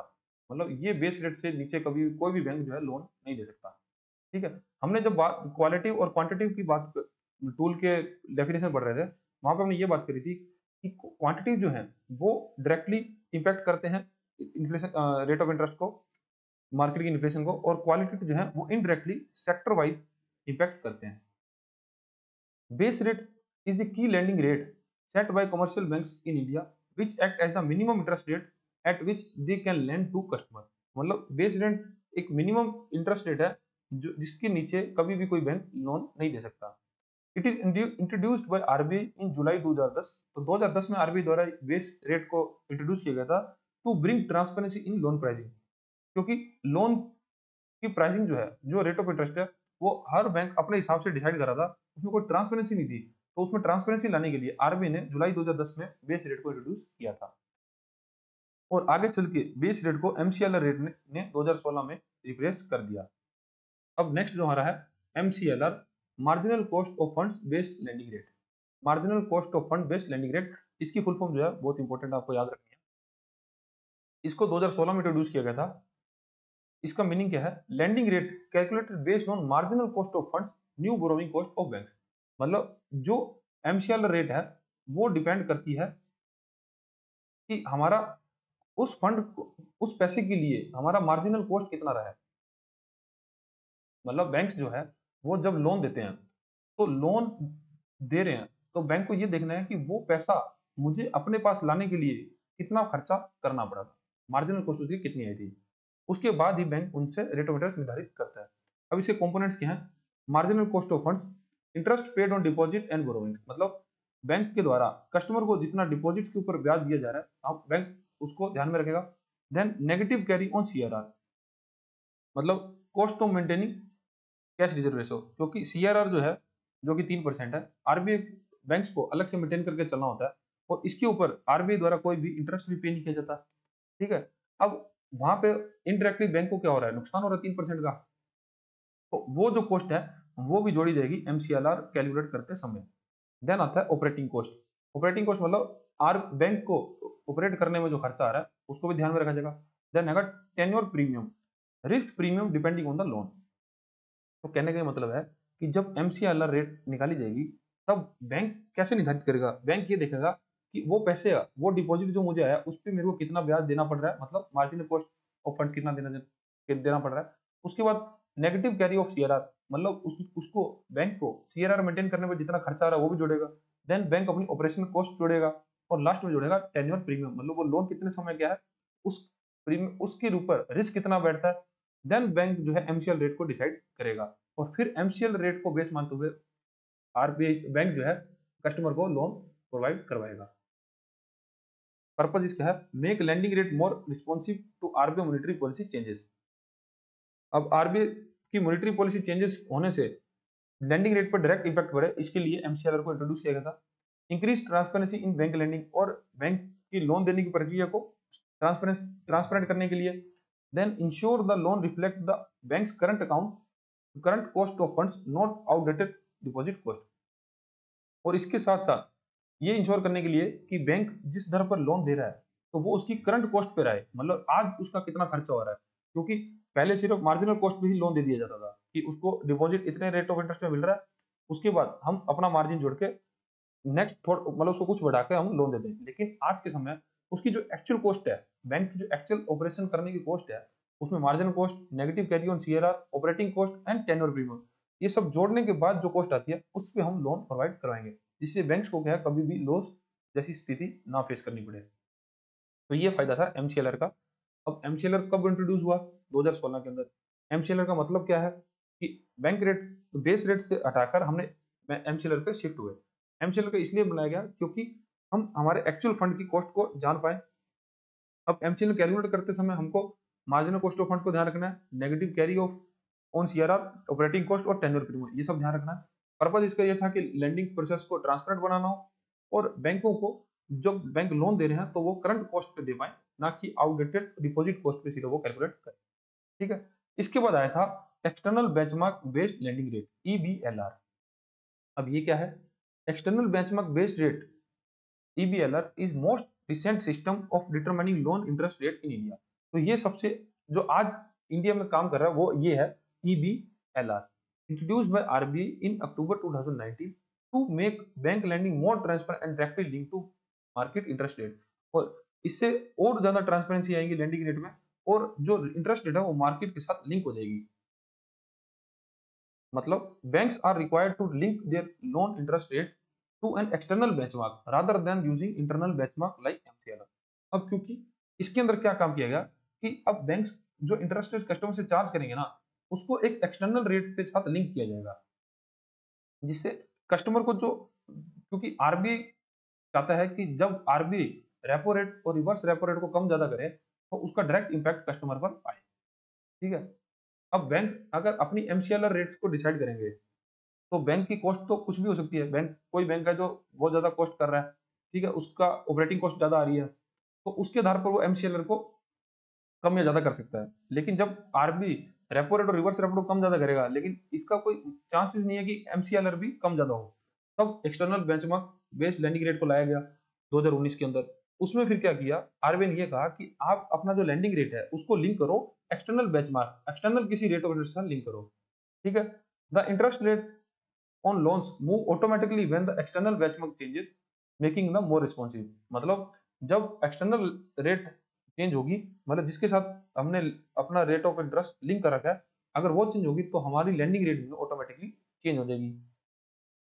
Approved external benchmark as per RBI, banks can link their loan one of the following. और आरबीआई ने ना रेट ऑफ इंटरेस्ट को अप्रूव करा गया कि बैंक्स अपने लैंडिंग रेट को इन 3 रेट ऑफ इंटरेस्ट के साथ ही लिंक कर सकते हैं। ठीक है। और वो क्या है, रेपो रेट जो कि सबसे ज्यादा कॉमन तरीका है, देन 6 मंथ और 3 month treasury bills yield, treasury bill pay जितनी कमाई है उसके ऊपर 3 मंथ की ट्रेजरी बिल या 6 मंथ की ट्रेजरी बिल, उनकी यील्ड के साथ लिंक कर सकते हैं। या फिर government of India bonds yield, या भारत सरकार के जो बॉन्ड्स उनके द्वारा इशू किए जाते हैं, तो उसकी यील्ड के साथ बैंक चाहे तो लिंक कर सकती है। और मोस्ट कॉमनली जो है रेपो रेट के साथ लिंक किया जाता है। अब आपने सुना होगा अभी थोड़े समय पहले ही अभी थोड़े समय पहले ही रेपो रेट बहुत ज्यादा कम हो गई है। वो कितनी कम हो गया, सीधा 1%। ठीक है। 1% कम होगी मतलब 100 बेसिस पॉइंट। अब एक बड़ी खबर बनी थी, बड़ी न्यूज आई थी कि अब होम लोन की जो ईएमआई है वो बहुत ज्यादा कम हो जाएंगी। ठीक है। ये आप सबने सुनी होगी। अब ये ऐसा इसलिए बोल रहे थे लोग क्योंकि उनकी जो रेट ऑफ इंटरेस्ट थी ना, रेट ऑफ इंटरेस्ट लिंक थी इसके साथ, एक्सटर्नल बेंचमार्क के साथ, और वो एक्सटर्नल बेंचमार्क क्या था, रेपो रेट। अब जैसे ही रेपो रेट आरबीआई ने कम करी तो लोगों की होम लोन की ईएमआई है वो इनडायरेक्टली मतलब डायरेक्टली ही कम हो गई है। ठीक है। तो ये कारण था, क्योंकि आज के समय हम जो यूज कर रहे हैं वो यूज कर रहे हैं external benchmark based lending rate, ईबीएलआर।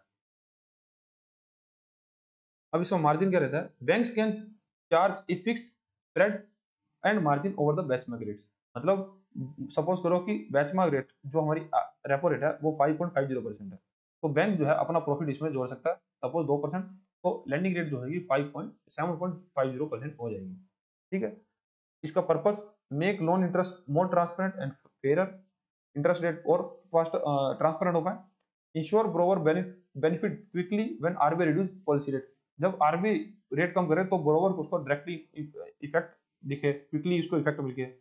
Avoid bank charging rate based on the outdated internal cost calculation like MCLR. और साथ ही साथ एमसीएलआर क्योंकि इंटरनल बैंक को डिसाइड करता था, तो इनसे छुटकारा दिलाने के लिए ईबीएलआर को लाया गया। ठीक है। तो ये हमारा टॉपिक खत्म होता है मॉनेटरी पॉलिसी टूल के लिए। ठीक है। ये थोड़ा चैप्टर, ये टॉपिक थोड़ा लंबा जरूर है, लेकिन ये आपको जिंदगी भर काम आएगा जब आपसे मॉनेटरी पॉलिसी के बारे में पूछा जाएगा।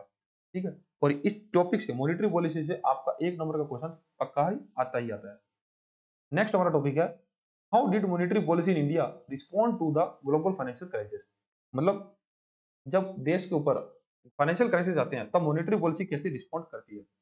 अब देश के ऊपर 2 मेजर फाइनेंशियल क्राइसिस आए थे। एक ग्लोबल फाइनेंशियल क्राइसिस आया था 2008 में, और एक आया था कोविड-19 के समय में। तो इन दोनों के बारे में बात करते हैं हम। 2008 में क्या हुआ था, यूएसए के अंदर एक बैंक है लेमन ब्रदर्स, लेमन ब्रदर्स करके बैंक था जो कि कोलैप्स हो गया था। ठीक है। तो यहाँ से ना शुरुआत हुई थी ग्लोबल फाइनेंशियल क्राइसिस में। पहले यूएसए की इकोनॉमी रिसेशन में गई, फिर यूएसए, क्योंकि अब ग्लोबलाइजेशन का जमाना है, ठीक है, सब देश की इकोनॉमी एक दूसरे पर डिपेंड है, तो फिर सभी देशों की इकोनॉमी जो है रिसेशन में जाने लगी, जिससे दुनिया के ऊपर एक फाइनेंशियल क्राइसिस खड़ा हो गया था। अब 2008 के समय फिर मॉनेटरी पॉलिसी में क्या क्या हुआ था, as of 2008 global financial crisis intensified, the RBI took a number of measures to increase domestic and foreign exchange liquidity. तब 2008 के समय जब फाइनेंशियल क्राइसिस बहुत ज्यादा इंटेंसिफाइड हो गया था, तब आरबीआई ने कुछ मेजर्स लिए थे जिससे कि डोमेस्टिक लिक्विडिटी हम देश में बढ़ा पाए और फॉरेन एक्सचेंज भी हमारे देश में अट्रैक्ट कर पाए। In a span of 7 months, October 2008 to April 2009, there is a unprecedented policy action. तो जब अक्टूबर 2008 से अप्रैल 2009 के बीच में ना कुछ ऐसे पॉलिसीज बनाई गई जो पहले कभी नहीं की थी। वो क्या क्या थे? सबसे पहले रेपो रेट को बहुत ज्यादा कम दिया गया। कितना? 425 बेसिस पॉइंट, मतलब 4.25% रेपो रेट को कम कर दिया गया।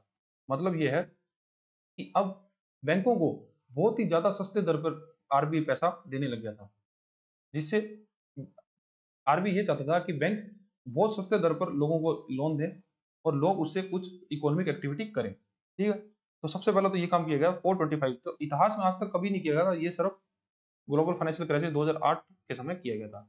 Then reverse repo rate reduce to 275 points, और रिवर्स रेपो रेट को भी 2.75% से कम कर दिया गया था। एक बेसिस पॉइंट मतलब 100 बेसिस पॉइंट का मतलब होता है 1%। Then CRR was reduce to 400 basis point, मतलब सीआरआर को कैश रिजर्व रेशियो की 4% कम कर दिया गया। आज हमारे देश में सीआरआर है 3%। ठीक है, अब सपोज करो कि उस टाइम 4% कम कर दी थी, तो कितना बड़ा एक पॉलिसी उन्होंने एक इतना बड़ा निर्णय लिया था। ठीक है, तो ये सब काम तो हुए थे हमारे जब हम 2008 की क्राइसिस से निकल रहे थे मॉनेटरी पॉलिसी के अंदर। अब हम बात करते हैं कोविड 19 के अंदर। How did monetary policy in India respond to the covid 19 pandemic? Since March 2020, RBI has taken numerous measures to fight the economic impact of COVID-19 as a part of Atmanirbhar Bharat Abhiyan. These are the measures can broadly characterized as।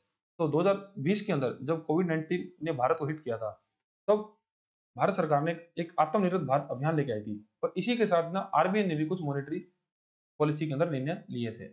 वो क्या थे? Targeted long term repo operations, L TLTROs। RBI conducted auctions of targeted term repo to provide liquidity support to specific sector। तो RBI ने क्या किया? Specific sector के लिए repo operation शुरू कर दिए थे। रेपो ऑपरेशन जो कि हमने एलएफ में बात करी थी, लिक्विडिटी एडजस्टमेंट फैसिलिटी के अंदर, रेपो ऑपरेशन के अंदर मतलब आरबीआई जो है बैंकों को पैसा देता है। ठीक है, इसके अंदर मेन जो रेट होती है रेपो रेट होती है। ठीक है, तो सेक्टर वाइज रेपो रेट शुरू करी थी। Then reduction in CRR, cash reserve ratio में रिडक्शन कर दी थी, जो जिसके अंदर बैंकों को अब कम पैसा देना पड़ रहा था आरबीआई को। CRR was reduce to 100 basis point to 3% of the period of 1 year. एक साल के लिए सीआरआर को 4% से घटाकर 3% कर दिया था। Then increase MSF borrowing limits, the limit of borrowing under the MSF is increase to 2% of SLR to 3%। क्योंकि मार्जिनल स्टैंडर्ड फैसिलिटी के अंदर बैंक जो है ओवरनाइट पैसा आरबीआई से लेते हैं, और उसमें पहले लिमिट थी कि अपने बैंकों के द्वारा जो एसएलआर के अंदर जो गवर्नमेंट सिक्योरिटीज रखी गई है उसका सिर्फ 2% ही ले सकते थे, लेकिन इसको बढ़ाकर भी 3% कर दिया था। इंट्रोड्यूस जीसैप और वीआरआरआर, तो government security acquisition programme GSAP was implemented to purchase government securities and VRRR action auctions were used to observe excess liquidity. अब मार्केट के अंदर एक्सेस लिक्विडिटी को ऑब्जर्व करने के लिए एक तो वीआरआर जो हमने ऊपर बात करी थी वो शुरू किया था, और जीसैप मतलब गवर्नमेंट सिक्योरिटीज को ऑक्शन करवाने के लिए, एक्विजिशन करने के लिए भी फैसिलिटी शुरू की थी। Then moratorium period on term loan, और हम जो आम जनता टर्म लोन लेती है बैंक से, तो उनके भी मोरेटोरियम पीरियड दिया गया था। मतलब उनको ईएमआई चुकाने, ईएमआई अगर उनकी पे नहीं कर पाते तो उसके लिए भी बैंक जो है कोई भी पेनल्टी नहीं लगेंगे। तो ये जो पीरियड था ये 3 महीनों के लिए उनको छूट दी गई थी, 3 महीने का मोरेटोरियम पीरियड भी दिया गया था। Then easing of working capital finance, और बिजनेसेस को जो अपना डेली बिजनेस चलाने के लिए जो कैपिटल की रिक्वायरमेंट होती है उसका जो लोन लेते हैं बैंक से, तो वो लोन को बोला जाता है वर्किंग कैपिटल फाइनेंस। ठीक है, मतलब वर्किंग कैपिटल के लिए उनको जो पैसा चाहिए उसको बोलता है वर्किंग कैपिटल फाइनेंस। और इसको भी इजी किया गया था कि ज्यादातर बिजनेस आसानी से बैंकों से लोन ले पाए। Then distribution of dividends, banks are advised not to pay dividend from the profit of financial year 20 for conserve capital. और बैंकों को ये बोला गया था कि आप अपने प्रॉफिट में से डिविडेंड अभी अपने इन्वेस्टर्स को ना बांटे, जिससे कि हम अब ज्यादा पैसे को अपने पास कंजर्व करके रख पाएंगे। Then support to real estate sector, the timeline for commencement of commercial operations DCCO for loans to real estate sector was extended, क्योंकि कोविड के अंदर रियल एस्टेट सेक्टर जो हमारा वो बहुत ज्यादा मतलब डाउन चला गया था, उसमें ग्रोथ बहुत खत्म हो गई थी, तो उसके लिए इजी लोन प्रोवाइड करवाना शुरू किया था आरबीआई के द्वारा।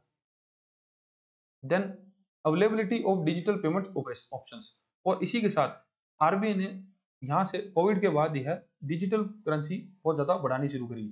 इससे एक तो डिजिटल पेमेंट की अवेलेबिलिटी हर जगह रहे और डिजिटल चैनल का उपयोग यहाँ से ज्यादा होना शुरू हुआ, जैसे एनईएफटी, आईएमपीएस, यूपीआई, ये सब 24/7 अवेलेबल कर दिए थे कि लोगों के अंदर सोशल कॉन्टैक्ट ना हो, वो डिजिटली ही एक दूसरे को पैसा ट्रांसफर कर पाए।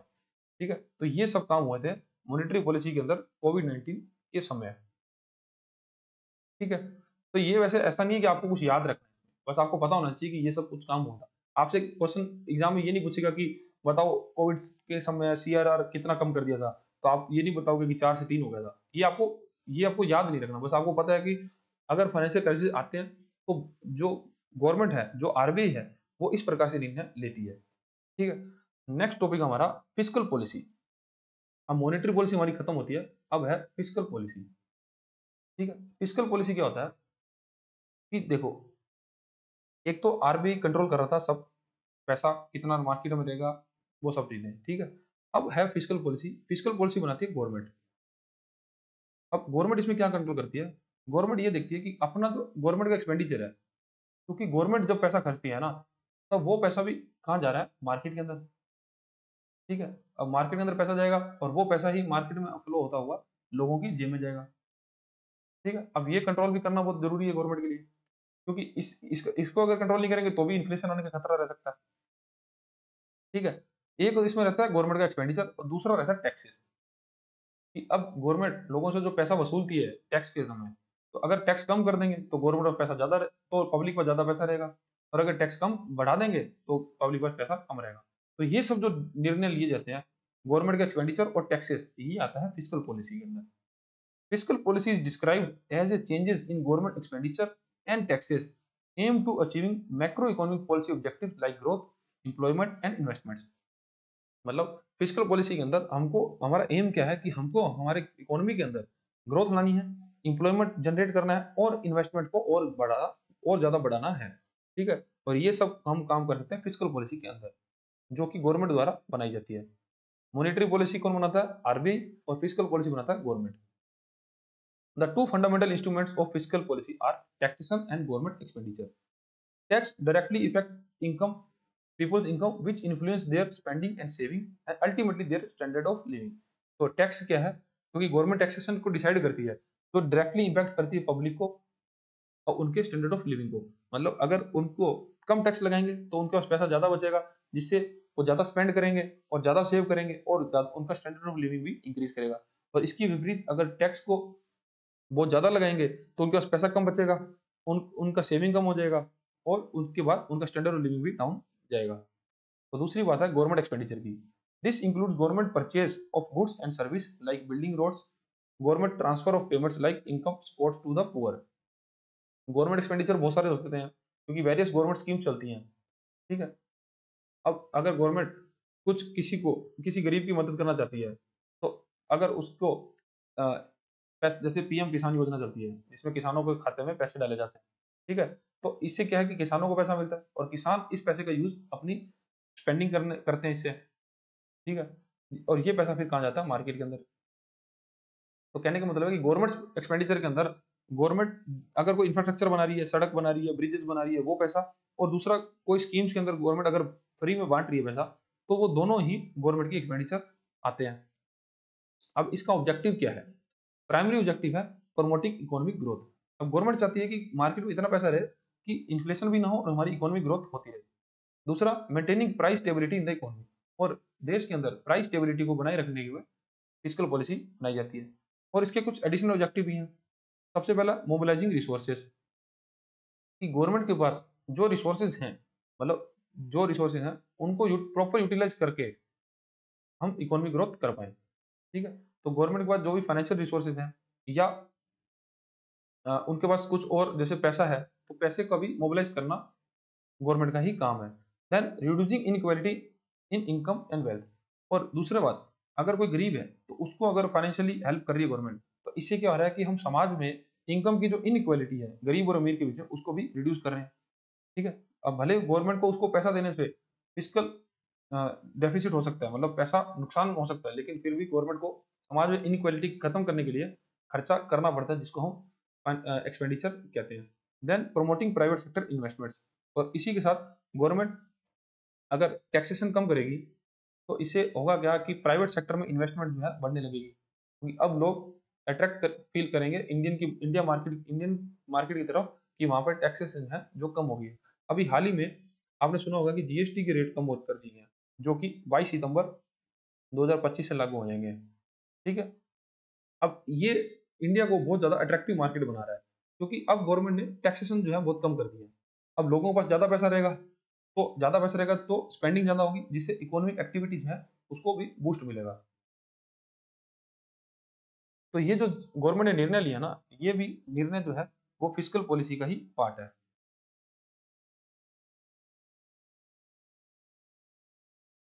नेक्स्ट टॉपिक हमारा एफआरबीएम एक्ट। एफआरबीएम एक्ट क्या होता है? Fiscal responsibility and budget management act. ठीक है, एक तो इसकी फुल फॉर्म आपको याद रखनी है। अब एफआरबीएम एक्ट क्यों क्यों बनाया गया? ये एक्ट बनाया गया, क्या हो रहा था कि हमारे देश में ना फिस्कल डेफिसिट की समस्या बहुत ज्यादा थी। फिस्कल डेफिसिट मतलब कि हमारी इनकम कम थी और हमारे एक्सपेंसिव थे वो ज्यादा थे, जिससे क्या हो रहा था कि हमारा फिस्कल डेफिसिट बढ़ता जा रहा था। अब इसको कम करने के लिए, इसको मेंटेन करने के लिए भारत सरकार ने एफआरबीएम एक्ट बनाया, financial fiscal responsibility and budget management act. ठीक है, was enacted by Indian Parliament in 2003 and come into effect on July 5, 2004। तो एफआरबीएम एक्ट जो है 2004 में अंदर लागू हो गया था। Before the reforms, Indian economy faced a massive problem of A continuously increased fiscal deficit. तो इससे इससे पहले क्या था, देश के अंदर फिस्कल डेफिसिट की समस्या कंटिन्यूअसली फेस करी जा रही थी। To address this deteriorating budgetary situation, government has enacted the FRBM act. और इससे समस्या से निजात पाने के लिए गवर्नमेंट ने एफआरबीएम एक्ट बनाया। अब इसके क्या क्या ऑब्जेक्टिव हैं? सबसे पहले, to achieve long term micro economic stability. तो एक तो हमको लंबे समय तक मैक्रो इकोनॉमिक स्टेबिलिटी मिले, मतलब हमारी इकोनॉमी जो है वो स्टेबल रहे और हमारा हमेशा ग्रोथ होता रहे। क्योंकि हमारा अगर खर्चा ज्यादा होता रहेगा, तो हर बार जब हमारी इनकम कम है, खर्चा ज्यादा है, तो हम एक तरह से एक डेड इकोनॉमी की तरफ बढ़ने लग जाएंगे। देन टू इंट्रोड्यूस प्रूडेंशियल डेब्ट मैनेजमेंट। अब दूसरे एफआरबीएम एक्ट का पर्पस था कि इसके अंदर प्रूडेंशियल डेब्ट मैनेजमेंट किया जाए, मतलब जो पैसा सरकार उधार पर ले रही है, जो डेब्ट सरकार बना रही है, उसका जो यूज है वो प्रॉपर किया जाए, ऑप्टिमम यूज किया जाए। Then to introduce transparent fiscal management system. तीसरा काम इसमें ये था कि जो हमारा फिस्कल मैनेजमेंट सिस्टम है उसको ट्रांसपेरेंट किया जाए, मतलब जहां जहां सरकार खर्चा कर रही है और जो जो इनकम सरकार को आ रही है वो सबके सामने पब्लिक में बताया जाए, सिस्टम हमारा ट्रांसपेरेंट होगा। Then to remove fiscal impediments by providing a medium term framework for the budget.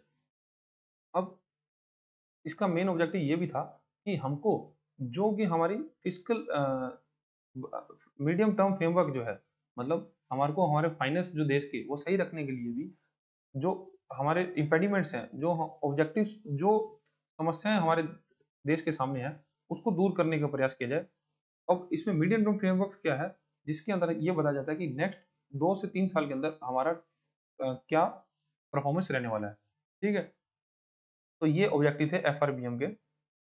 अब एफआरबीएम ना कुछ रिक्वायरमेंट है एफआरबीएम की, कि एफआरबीएम के अंदर ये रिक्वायरमेंट किस प्रकार से, मतलब क्या मेन रिक्वायरमेंट थी एफआरबीएम के अंदर, अगर हमको देश के अंदर फिस्कल पॉलिसी को सही से चलाना है और देश के अंदर फिस्कल डेफिसिट जो है, फिस्कल डेफिसिट को कंट्रोल में करना है, तो हमको क्या क्या काम करने होंगे। तो सबसे पहले, government must place 3 statements before parliament each year along with budget. अब सरकार को एक ये काम करना होगा कि जब भी सरकार बजट पेश करेगी पार्लियामेंट में, तो उसके साथ सरकार को 3 स्टेटमेंट प्रेजेंट करनी होगी। वो स्टेटमेंट क्या थी? पहली थी मीडियम टर्म फिस्कल पॉलिसी, दूसरी थी fiscal policy strategy, and third थी macro economic framework. Medium term fiscal policy strategy and macro economic framework. तो मीडियम टर्म फिस्कल पॉलिसी के अंदर सरकार क्या बताएगी कि हम, क्योंकि हम फिस्कल पॉलिसी बनाते तो किसी एक साल के लिए, लेकिन उसके साथ साथ हम ये भी बताएंगे कि इस साल हम क्या परफॉर्मेंस एक्सपेक्ट कर रहे हैं और नेक्स्ट 2 सालों तक हम इसको किस प्रकार से आगे देखते हैं। तो ये बजट के साथ बताना होगा सरकार को मिड ईयर में फिस्कल पॉलिसी के अंदर। Then fiscal policy strategy. अब जो हम टारगेट रखते हैं मीडियम टर्म फिस्कल पॉलिसी के अंदर, तो उसकी स्ट्रेटेजी क्या रहेगी, उसको उस टारगेट को अचीव करने के लिए सरकार क्या-क्या प्रयास करेगी। जैसे इसमें ये हो सकता है कि सरकार जीडीपी की इतना जीडीपी का टारगेट अगर रखा है, तो उसके लिए सरकार कौन-कौन सी स्ट्रेटेजी अपनाएगी जिससे कि हम उसको अचीव कर पाएँगे। जैसे कि हम एक्सपोर्ट बढ़ाने का प्रयास करेंगे, हम एक्सपोर्टर्स को कोई सब्सिडी देंगे, ठीक है? या फिर हम देश में कुछ ऐसी स्कीम लेके आएँगे जिससे मैन्युफैक्चरिंग बढ़ेगी। तो ये सब लिखा होगा फिस्कल पॉलिसी स्ट्रेटेजी के अंदर।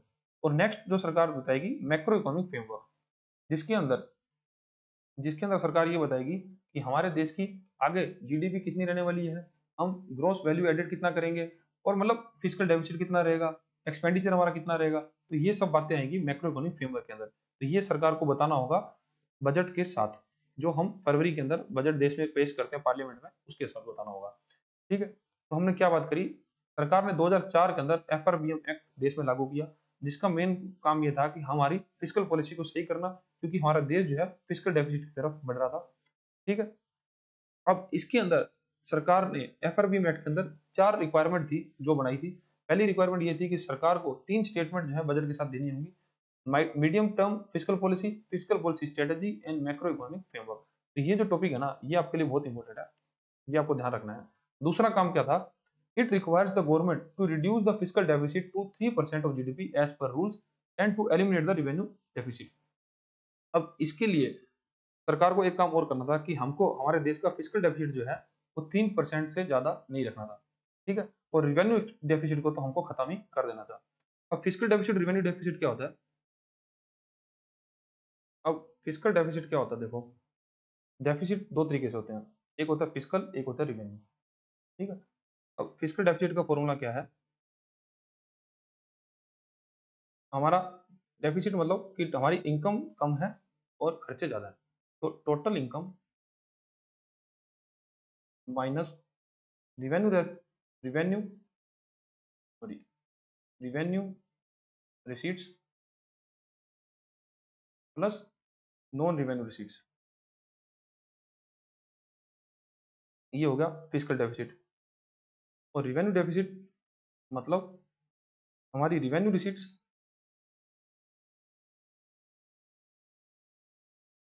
Plus non revenue receipts minus revenue expenditure expenditure ठीक है, सॉरी यहाँ पे टोटल इनकम नहीं, टोटल एक्सपेंडिचर आएगा।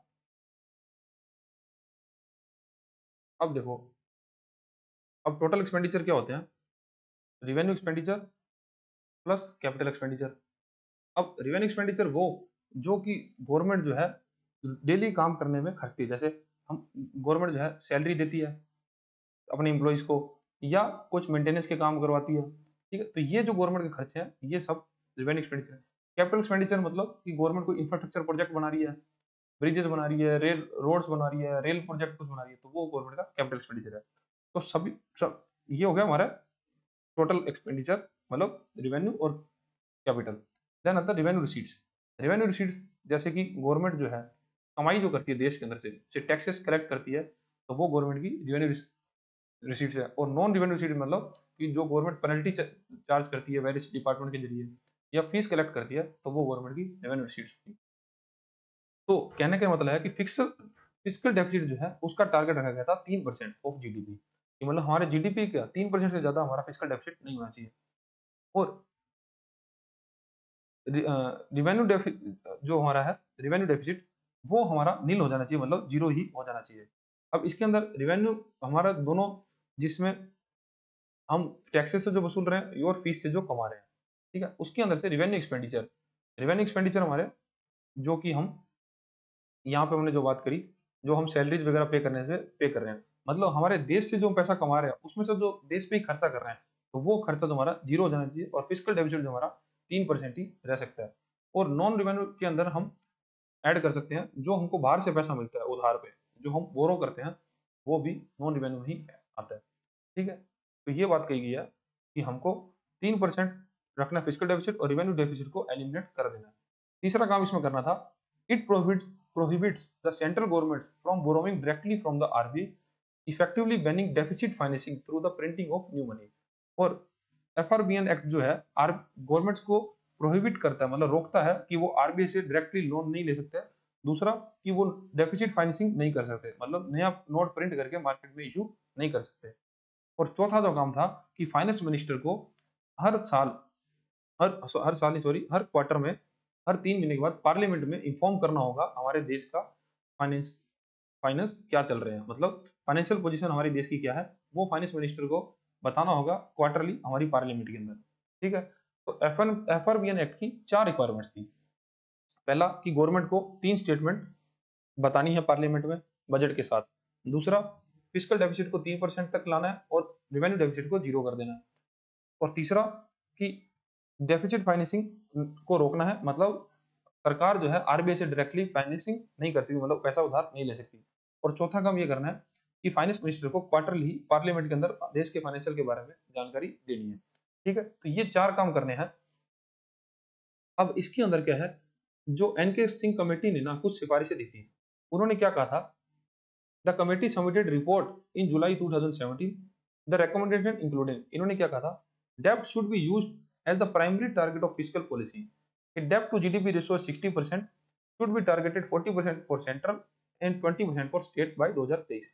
तो एनके सिंह कमेटी ने कहा था कि जो हमारे देश की सरकार के ऊपर जो डेप्ट है मतलब जो कर्जा है, वो हमारी जीडीपी का 60% से ज्यादा नहीं होना चाहिए। 60% से ज्यादा नहीं होना चाहिए, मान लो हमारे देश की इकोनॉमी 100 रुपए की है, तो 60 रुपए से ज्यादा कर्जा हम नहीं ले सकते। ठीक है, और इसमें भी 40 रुपए का कर्जा है जो सेंट्रल गवर्नमेंट के पास जाना चाहिए और 20 रुपए का कर्जा ही है जो स्टेट गवर्नमेंट ले सकती है। ठीक है, N autonomous fiscal council must be created to prepare fiscal forecast and advise the government। और इन्होंने कहा था कि एक फिजिकल काउंसिल बनानी चाहिए जो कि सरकार को फिजिकल पॉलिसी के लिए एडवाइस करे और फिजिकल फोरकास्ट सरकार के सामने रखे कि हमको वो मतलब ट्रैक करते रहेंगे फिजिकल कंडीशन हमारी, जिससे वो ये बता सकते हैं कि अब फ्यूचर में चल के हमारी जीडीपी ग्रोथ क्या रह सकती है और हमको किस प्रकार की पॉलिसीज बनानी, उसके लिए सरकार को एडवाइस करेगी ये फिजिकल काउंसिल। तो ये रिकमेंडेशन दी थी एनके सिंह कमेटी ने। तीसरा उन्होंने क्या कहा था, government should be allowed to deviate from the specific target only in specific circumstances such as national security, war और collapse of agriculture. This deviation can not be more than 0.5% of the GDP in a year. इन्होंने ये कहा था कि जो हमारा target है physical deficit का, उसको हमको कभी भी ब्रीच नहीं करना है। जो हमारा टारगेट था 3% ऑफ जीडीपी, और अगर हमारे देश पे कुछ नेशनल सिक्योरिटी का खतरा है या किसी के साथ हम वॉर में उलझ जाते हैं या किसी टाइम कुछ हम किसी वजह से मतलब नेचुरल क्लाइमेटिक वजह से हमारे देश में एग्रीकल्चर जो है वो खत्म हो जाता है, मतलब खराब हो जाता है, उस कंडीशन में हम हमारा फिजिकल डेफिसिट जो है वो 0.5% से बढ़ा सकते हैं। मतलब कि हमारा जो 0.5% से हमारी लॉस ज्यादा हो सकता है फिजिकल डेफिसिट। तो ये अलाउ करता था हमको एफआरबीएन एक्ट। लेकिन कोविड-19 के समय में क्या हुआ था, क्योंकि पैसे की बहुत ज्यादा जरूरत थी और सरकार का जो फिजिकल डेफिसिट है वो बढ़ता जा रहा था। ठीक है, तब कोविड-19 के समय में एफआरबीएन एक्ट में अमेंडमेंट किया गया था और तब हम फिजिकल डेफिसिट को ज्यादा बढ़ा सकते थे। Invoking the escape clause of FRBN Act due to COVID-19। Due to COVID-19 pandemic, the government invoked the escape clause of FRBN Act. This allowed to have a higher fiscal deficit target to support economy during the crisis। तो इसमें economy को crisis से निकालने के लिए physical deficit को बढ़ाया गया था, जिससे कि सरकार ज्यादा पैसा खर्चने लगी थी। और मतलब आपको याद होगा कि आत्मनिर्भर योजना के तहत सरकार ने 20 लाख करोड़ रुपए खर्चा था। ठीक है, अब इसमें क्या सरकार को बहुत ज्यादा फिजिकल डेफिसिट हुआ था और अब हमने एफआरबीएन एक्ट के अंदर रखा था 3% टारगेट, लेकिन कोविड के समय में सरकार को ये जो फिजिकल डेफिसिट है वो 6% तक चला गया था, मतलब डबल हो गया था। तो ये दिक्कत आई थी हमको फिजिकल पॉलिसी के अंदर। ठीक है, तो ये हमारा चैप्टर जो होता है खत्म। आई होप कि आपको ये समझ आया होगा। अगर आपको कोई भी डाउट हो तो आप नीचे कमेंट सेक्शन में मुझसे पूछ सकते हैं। ठीक है, अब इस चैप्टर के आपको मिल जाएंगे एमसीक्यूज, जो इंपॉर्टेंट एमसीक्यूज एग्जाम के ओरिएंटेड रहते हैं, एग्जाम पैटर्न पे रहते हैं। ठीक है, आपको ये सब पढ़ने हैं। नीचे आपको इसके आंसर भी मिल जाएंगे और आपको इस चैप्टर के साथ मिल जाएगा क्विक रिवीजन। ठीक है, इस चैप्टर को रिवाइज करने के लिए आप इसको जरूर पढ़ सकते हैं। और एग्ज़ाम में जाने से पहले इसको रिवाइज़ करके जा सकते हैं।